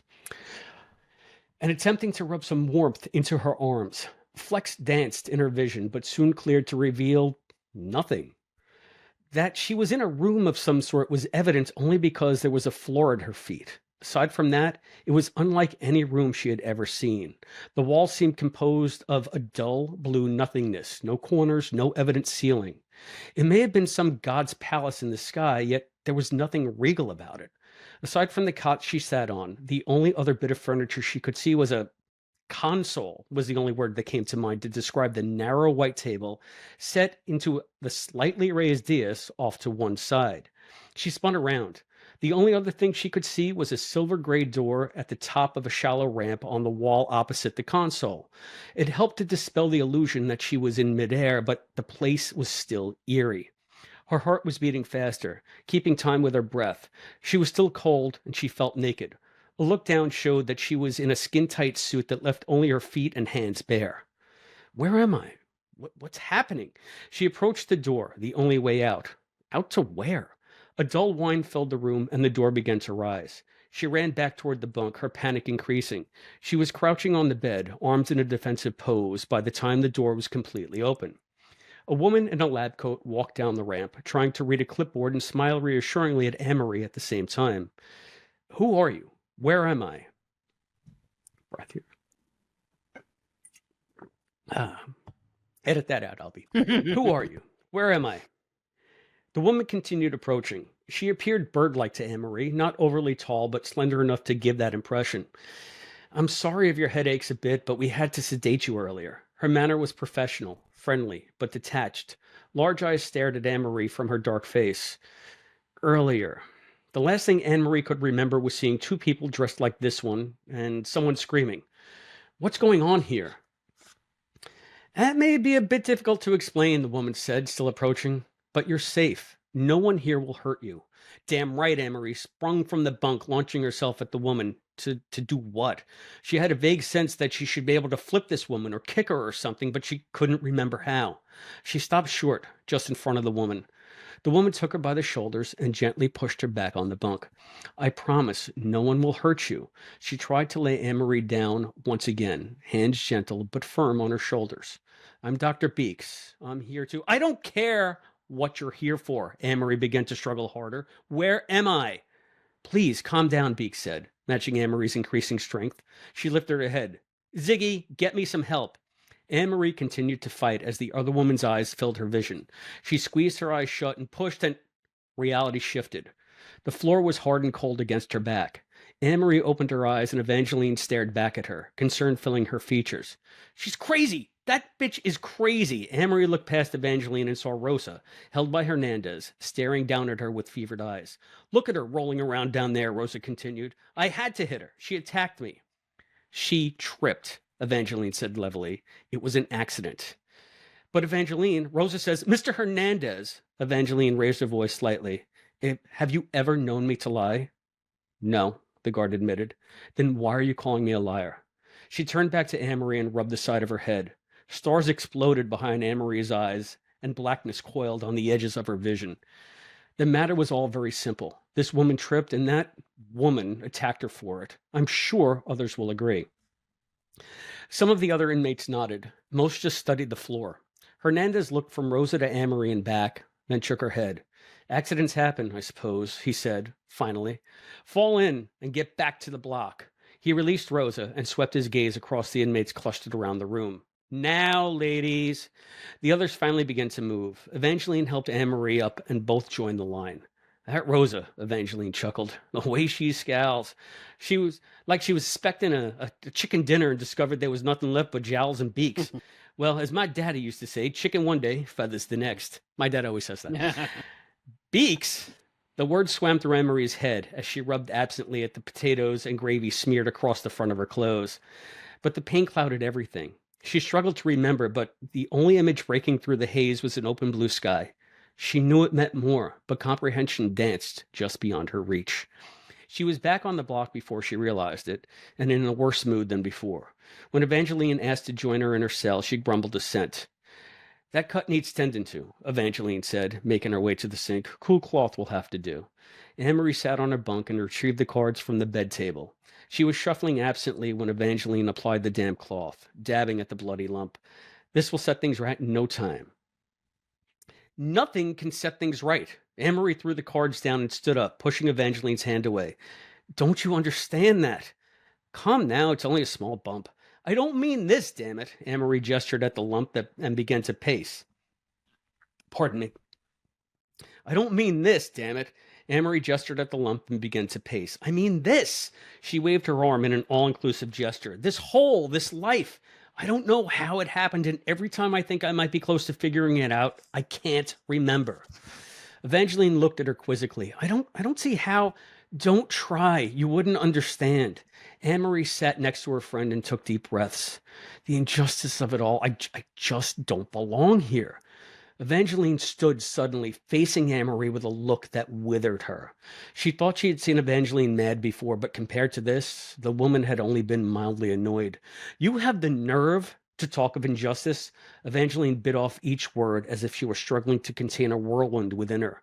From the first day I have listened to you whine and prattle about how you don't know how you wound up here, the injustice of it all. Well, you don't know what injustice is. You can't even begin to comprehend it. But nothing. It all seems very simple to me. You robbed people. You got caught. You went to jail. It's black and white. Black and white. She laughed bitterly, a sound of rage and pain. It disturbed Anne-Marie the most of anything so far. It's black and white that put me in here, too, she continued. Black and white that killed my Thomas. The laugh turned into a sob. Evangeline sat down next to Anne-Marie. They came in the night, the cowards. About 20 of them, all hollering and laughing and burning a cross. A cross! Our house was next. I heard my baby screaming, but I couldn't get to him in time, barely got out myself. Evangeline stood once again, as if moving towards something she saw in the distance. I showed him, though. The smile was back. They had the gall to march in the Independence Day parade, said it was their right as free Americans to express their views, First Amendment. So I figured it applied to me, too. I got 3 of the bastards before they tackled me and took the rifle away. Anne-Marie sat in stunned silence. Didn't give me death, though, Evangeline continued. Even changed the venue of the hearing. Hid too close to home, too close to their dirty little secrets. Judge said, considering the mitigating circumstances, justice would be served with a life sentence. Evangeline laughed again. Justice would be served. She shook her head and was silent. Anne-Marie stood and put her arms around her friend's shoulders. You poor thing. Evangeline shrugged her off and put a few steps between them. Oh no. I am no victim. I will not sully Thomas's memory by calling myself such. She turned and looked Anne-Marie in the eyes. I did what I could do. The only thing I saw to do. That doesn't mean it was right. Nothing can make it that. And even knowing it, I'd do it again. So everyone got what they deserved. Eventually, everyone does. Anne-Marie sensed that the subject had turned back to her. It was her turn to start pacing. But how do you cope when it's always right there, shadowing everything you do? You find things to fill the time, to fill the hole. Anne-Marie swept the origami figures off the table and kicked them across the floor. But folding paper just isn't cutting it anymore, she cried. It's not enough. I know you're more intelligent than that, Evangeline shot back. I saw it from the first. Why do you think I bothered talking with you? I got along in here for years just fine without you. But I saw something in you. Call it a spark or whatever. Someone who could maybe hold a decent conversation, even if we wound up hating each other. I couldn't sit back and watch this place drain the life out of another person, create another victim. She sighed. Maybe I'm not as good at judging characters as I thought, though. From what's coming out of that mouth of yours, you were a victim long before you got here. Evangeline knelt and picked up the folded figures at her feet. It was never about paper or folding. It was about showing yourself that you're better than your circumstances, that you control your inner outlook. And to hell with outside events. You knew that in the beginning, but you lost it somewhere along the way. You let the years and the supposed injustice leach the meaning out of it. Anne-Marie leaned on the sink, frustration rising. I want to begin again. I want to keep fighting. Then do it, Evangeline said. You can't wait for me to hold your hand and lead you through it. You have to find your own way. How? I don't know. I wish you'd let the Lord in. It would help so much. Evangeline raised her hands and surrendered to Anne-Marie's stony glare. But that, most of all, is something you need to figure out for yourself. Just find something that you can focus on, something that you can devote yourself to. What it is doesn't really matter, as long as it helps you get in touch with who you are and who you want to be. Anne-Marie nodded. Evangeline made it all sound so simple. I have to try, she said. But even as she uttered those words, she knew they contained more than a hint of lip service. Try as she might, she doubted she would ever be able to put the mystery completely to rest. Wow. End of chapter 5. Great writing, Chris. Very nice. Okay. Great writing. I Great always reading. assumed you were a good writer, but it's really nice to know. Like, you're really good. Well, thanks. I've been There is one giant glaring mistake in that chapter, and it's something that I actually meant to write into it, which would have been another connection. But I completely forgot as I was writing it. It was always in my mind to do it, but as you're working, you just sometimes forget. And Ginger pointed it out to me after the galley proofs were all done. And we're reading through it. And she said, it occurs to me, Chris, that no one is really going to notice this, but Anne-Marie is like a smuggler. She's in a federal prison. Her and Evangeline wouldn't be in the same kind of prison. Evangeline just murdered somebody.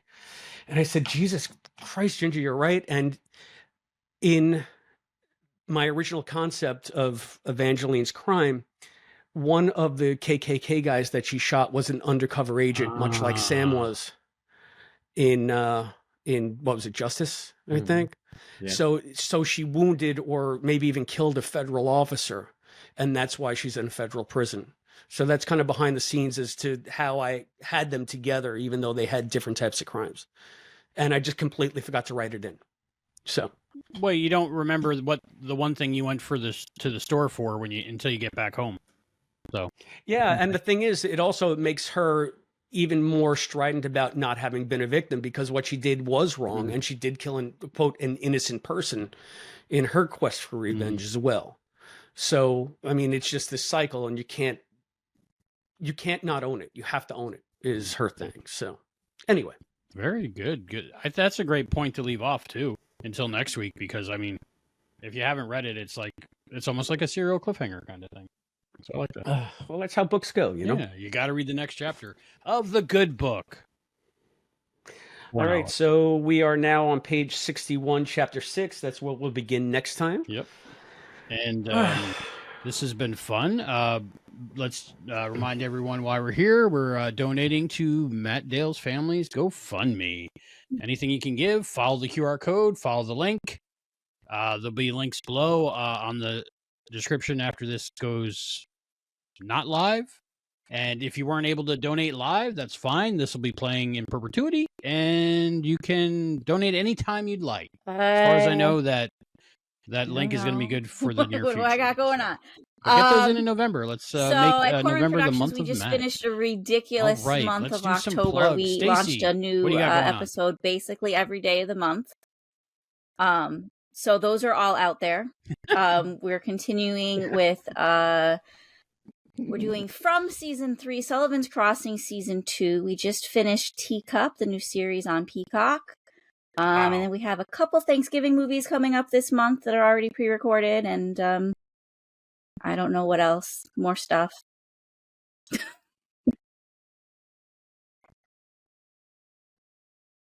Yes.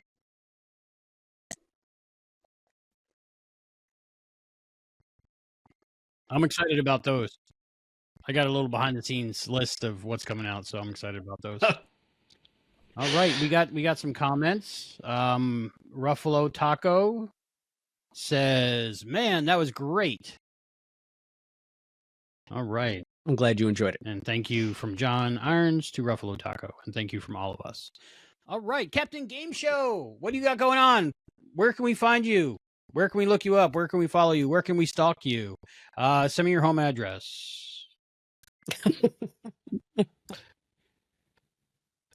So when he shouted out Captain Game Show just now, clearly he's losing his mind. I don't know, just random word salad. No. Captain Game Show, Lifeboat. No, my name is John Irons, and I'm the host and creator of Captain Game Show. It is a trivia wordplay podcast. I'm actually I'm editing. I haven't put an episode out in a while, in like a couple of months, but I am editing one now that will hopefully be out in the next couple of days. Chris is on that one, actually. Oh, Yeah. awesome. There you go. Yeah. Shared universe. I've yet to be invited, but I'm over it. So No, you've been invited. I just haven't had you sent on. the message. You wrote the letter, but you didn't put the stamp on it. Okay, that's fine. He left the envelope unsealed by mistake. I understand I make you uncomfortable with all my compliments. Verbally invited. I am a man of my word. I will have 14. actually Albie, Stacy, and Brian like when we did the Well, see, Albie doesn't even remember you nonstop talking about 24-hour this, so he marathon or wasn't whatever it was. present. So I think it was anymore. like 15 hours. Yes. What was it, Stacey? 14. It felt like 24. 14 hours straight. I went to a fugue state about halfway through. So who knows? Nope. I was pretty loopy by the end. I think both John and Brian woke up in the morning and we were still going. Yes, I intended to get an hour's sleep. Ended up with 2 hours sleep. I'm so sorry. It was worth it, though. My body shut down. My bad. It was worth it. All right, we got a message. But yes, I will have Albie. I will have you, Brian, and Stacy on an episode soon. Make sure it's something I know. It may or may not be Quantum Leap related. Quantum Leap, so, Broadway, Star Trek. I can do those kind of things. Science, history. It could be literally anything. Ask Chris. Unraveling He's mystery. been on. All right, we got Could be anything. We got a message from Wilblick. As someone who hasn't had the pleasure of reading the book, I've got all night. Let's keep going. Unfortunately, more. Or fortunately, we're doing this in 4 parts so we can reach more people. And hopefully we build an audience as we go, as people see that we are doing these live streams. And if you want more Albie and Chris tonight live, we are doing our episode of Trekaholic. No, not Trekaholic. Trexploration. I got so many podcasts. Christopher, tell us a little bit about Trexploration and how people can follow Trexploration is it's a groundbreaking concept. It's the only show on the internet where 2 white middle-aged guys are talking about Star Trek. So you'll be floored by the observations that we have there. It's youtube.com/@Trexploration. They can also go on to our Patreon site, our main hub of discussion, or we try to make it that anyway. It's patreon.com/Trexploration. And you don't have to be a financial supporter to join the community over there. Anybody can join the community over there, whether they want to support us or not. All the supporting is really, really nice. For those who want to continue reading along at home, if you want to read ahead, next time we're going to be doing chapter 6, which is page 61 in the book, to chapter 12, which starts 123. So we'll be doing another 63 pages next time, chapters 6 through 11, or 6 through 12, I guess. When you say 6 through that, do you mean you end at 12 and you read 12, or that you read up to chapter 12? We'll be reading chapter 6, 7, 8, 9, 10, and 11. There you go. There you go. So that'll be good. We got more messages. We got Ruffalo Taco says, will Caitlin or someone from QL2 be on sometime the month to read the chapter? I have no idea yet. We haven't reached out. I haven't reached out. We haven't reached out. They're busy now. Yeah. They're doing something with Mark Bernardin, I think. Mark Bernardin is directing it, and the Quantum Leap podcast is a backer of it. So, and I believe that it was one of the writers. Wasn't it JD Robb? No, not JD. It's the writing pair. Oh, they both did. Yeah, okay. They both did. And who was Derek Hughes and JD. Yep. And I bumped into Derek in Vegas, I think. Trying to think. Oh, and who else is in it? Caitlin, Ray, Ernie. Ernie's in it. Yeah, and so it's going to be great. So I can't wait to see that. And of course, love Mark. And we got another one from Ruffalo Taco says, Trexploration, here I come. So he'll be hanging out with us tonight. That's great. And got another message from Willard, I think. It's also the only Trek show that has me during the live shows. Yes, that's true. He's always there and he's commenting along with us, so that's great to always have him with us. Feels like we're not alone. Well, there you go. So he's breaking ground like it's another dude commenting on Star Trek on the internet. Yeah, I mean, it's just a new concept. See the path we're carving for everybody else? What? Let me. Would you recommend? So we're at the stopping point right before chapter 6. Would you recommend to people that they do read ahead, or that they wait and catch up at like the next episode on a series? Yeah, you know what? Quite frankly, since the way we're doing this, I wouldn't encourage people to read ahead, because if you want to have it unfold before you, I'm like talking almost. I've been obsessed with the Power Broker the last couple of years, and they're doing a read along on 99% Invisible, where they tell you what they're going to read and then they discuss it. It's different from what we're doing here. We're actually just reading it in real time. So I would say, however spoiler adverse you are, if you think the book is great and you just can't help but read ahead, well, or you can just wait. It's fine. I am gonna, because I planned to read this whole book this past week, and so I was in the right mind space for this. Going to and make myself very wait, coincidentally, I only got as far as exactly where we stopped. Discover it in the moment. Yeah. I'm enjoying this. Well, I missed half of the reading with all my trouble, so I'm glad I knew what was going on. Oh, really? Yes. Okay. Well, I hope that my dramatic reading at least brought something new to it. It does. Open your mail before we leave. There you go. There you go. Ruffalo Taco is going to be at Trexploration. He says, see you there. And he also says, I like the way you're doing it. It's like a radio saga. A radio saga? Yeah. What's up, Stacy? That was too big for the post office box. Oh, you got mail. Yeah, I went to the post office box. You've got mail. Okay. There was a thing in there saying that there was a package too big for the post office box. So I bring it up to the counter. That's what she said. Like a kid at Christmas. And I'm just like, I'm going to get this giant box of something. Someone's going to, the chocolate cake or something. And it was this. But I think it's because it said do not bend. And maybe they would have had to have angled it a little bit more than they wanted to. So they were being very safe. Before you open that, Chris, plugs Brian. Tell people where everyone can find the famous Brian Green besides Waterfall Park in New Hampshire. Wrong again. You can find me at Al's Place, quantumleap-alsplace.com. We have a YouTube channel. We have forums. I'm on Facebook, Twitter, Reddit, all over the place. And on this podcast right now. Awesome. You've been. By the way, this live cast is already on Al's Place on the Foreknowledge page So at quantumleap-alsplace.com/novels. You have been killing it And on all the rest of YouTube, them on Brian. YouTube. What's You've that? been killing it on YouTube.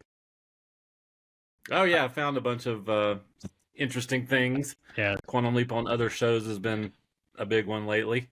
And you know what, Brian? We should also just point out, and I want to thank you for this. For those of you who maybe want to read along and don't have the book and don't know where to find it, I believe there is a link to a digital copy of Foreknowledge on that Foreknowledge page on the Al's Place website. I don't know who created it, but thank you for whoever created it. It's probably... I could probably name a name, but I don't want to incriminate anybody. It's That is- crazy because Foreknowledge is one of the most expensive Quantum Leap novels on the secondary market. So Coincidentally, that is how I'm reading it. And once you download the PDF, whatever, at least mine is, I have Acrobat, and it will convert it.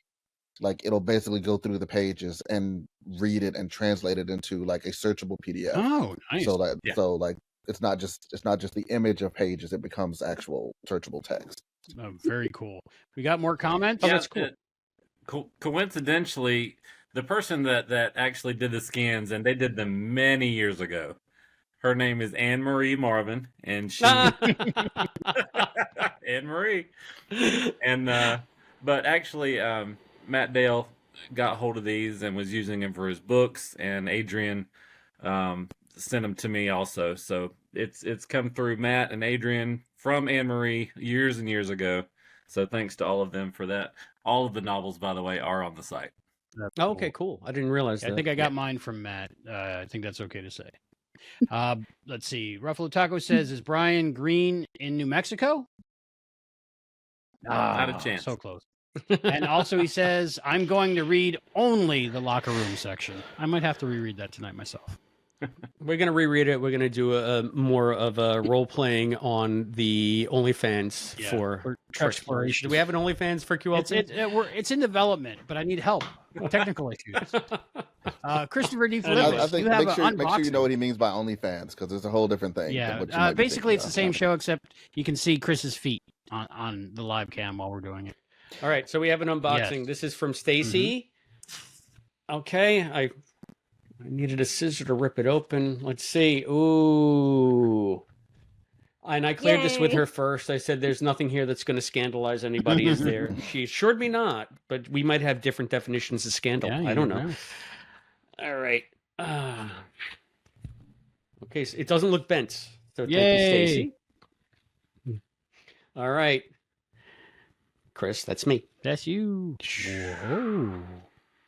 Whoa. Oh, oh, you got.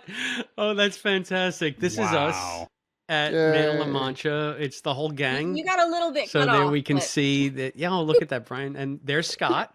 And she got Scott to Yeah, sign so it. When we- did you we- do this? You and there's me. There's me off to the side. Yeah. I look like two Tuntoni in Look these at that pictures, but I don't smile. care. Anyway, So I had copies that is of that fantastic. picture printed, That's and fine. we brought them with us I'm when all we saw good with Scott that. in We DC. got Adam, we got So- Brian, we got And he Stacy, was we so got kind, Serenity, but I was we like, got "Here's 5 Dave, copies we got of this Scott, picture. everybody. Can you sign all Chris. of them for me?" And Oh, he Albie, didn't too. even think about it. He was amazing.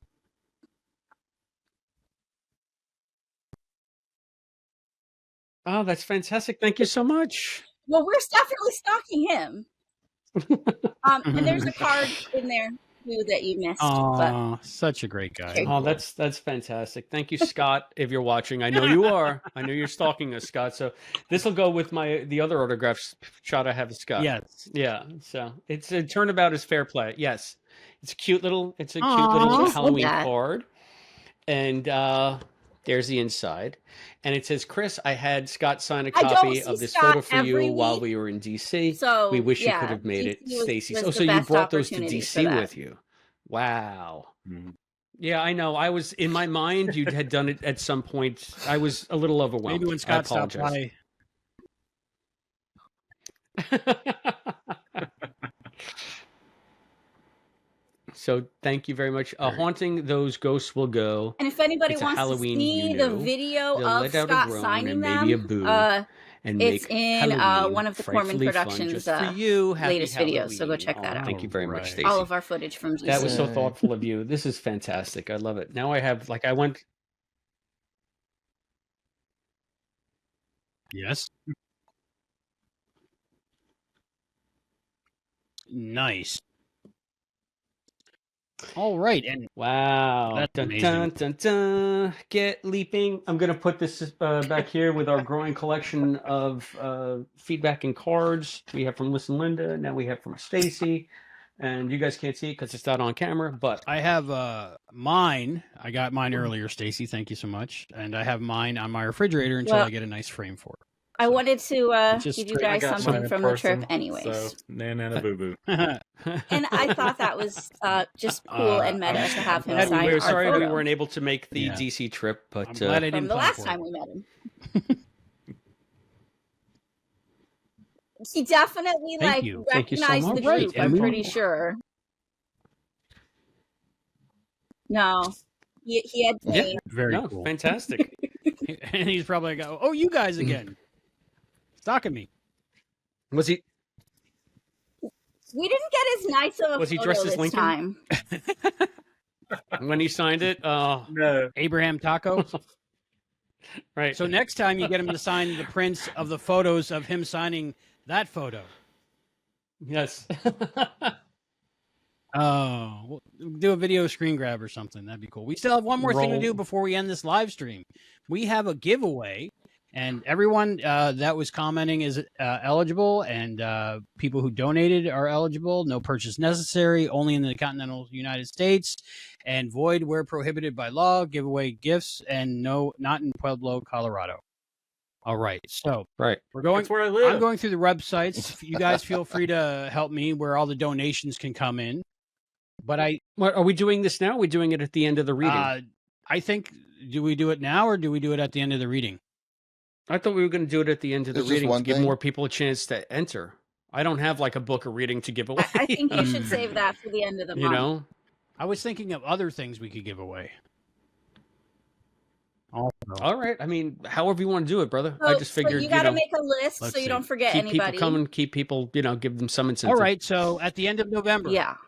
And this way, people that didn't catch it live have a chance to donate too, right? Exactly. That's what That's I'm smart thinking. thinking. Yeah. Okay. Well, Yeah. Me as well. yes, Take we me definitely right have out of people there, in the even running.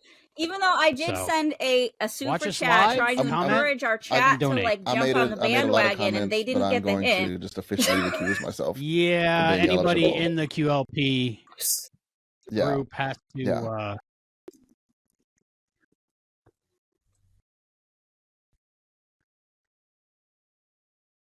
I did see that. So that's amazing.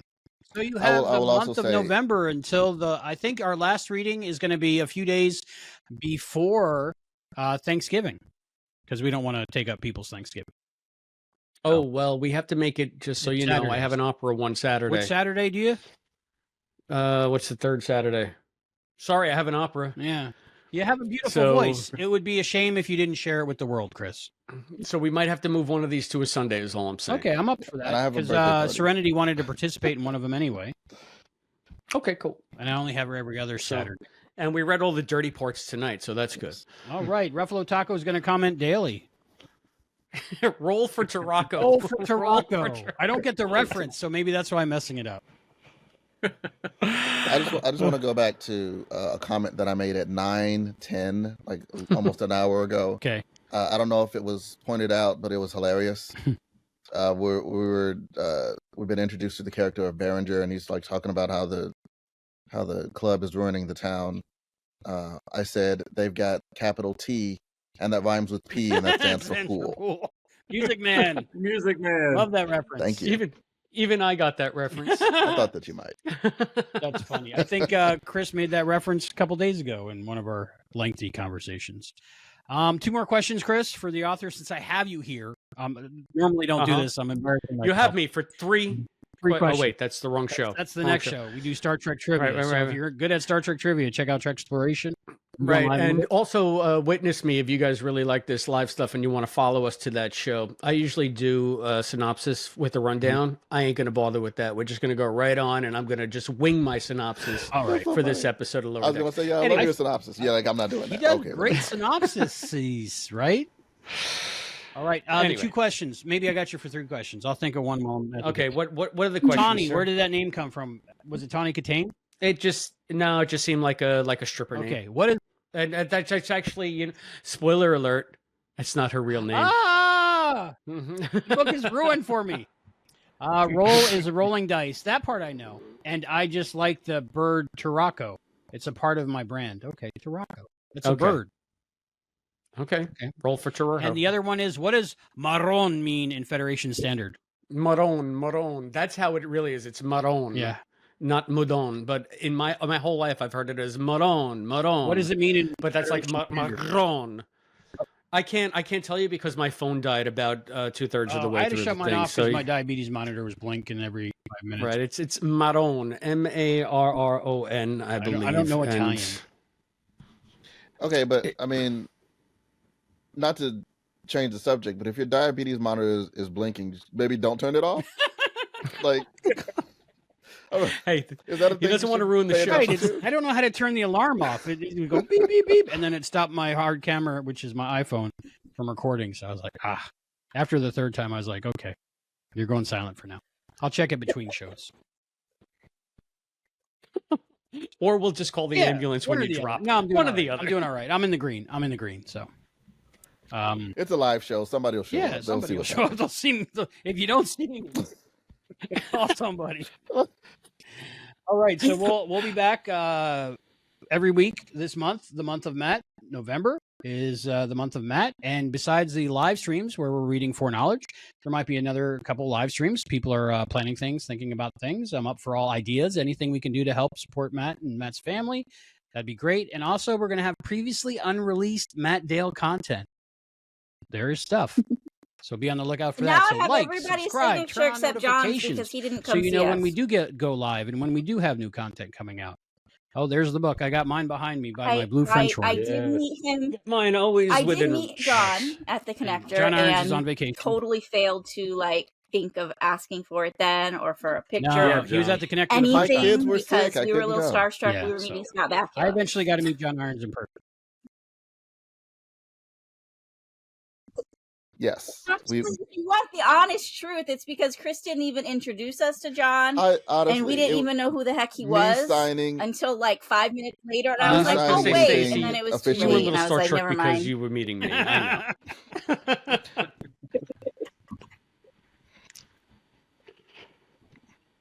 know. I knew who you are in the show. There's no reason why you but would. I didn't recognize you in I that can't- I moment. can't stress that you were this just enough. My- standing off to the side holding a microphone. I am a distant orbiting satellite of the quantum leap universe. Compared to you guys core of the solar system. I did get Chris to sign it that day, though. I did. Also, I'm kind of a jerk. So this is not a Stacy problem. This is not a John issue. This is a Chris is oblivious as always issue. So It is also a John issue because I at any given moment I will try to blend into the to the background and not be noticed by anyone, which is why I'm a podcaster and not an actor. You can do anything. all right, gang. All right, so it's time.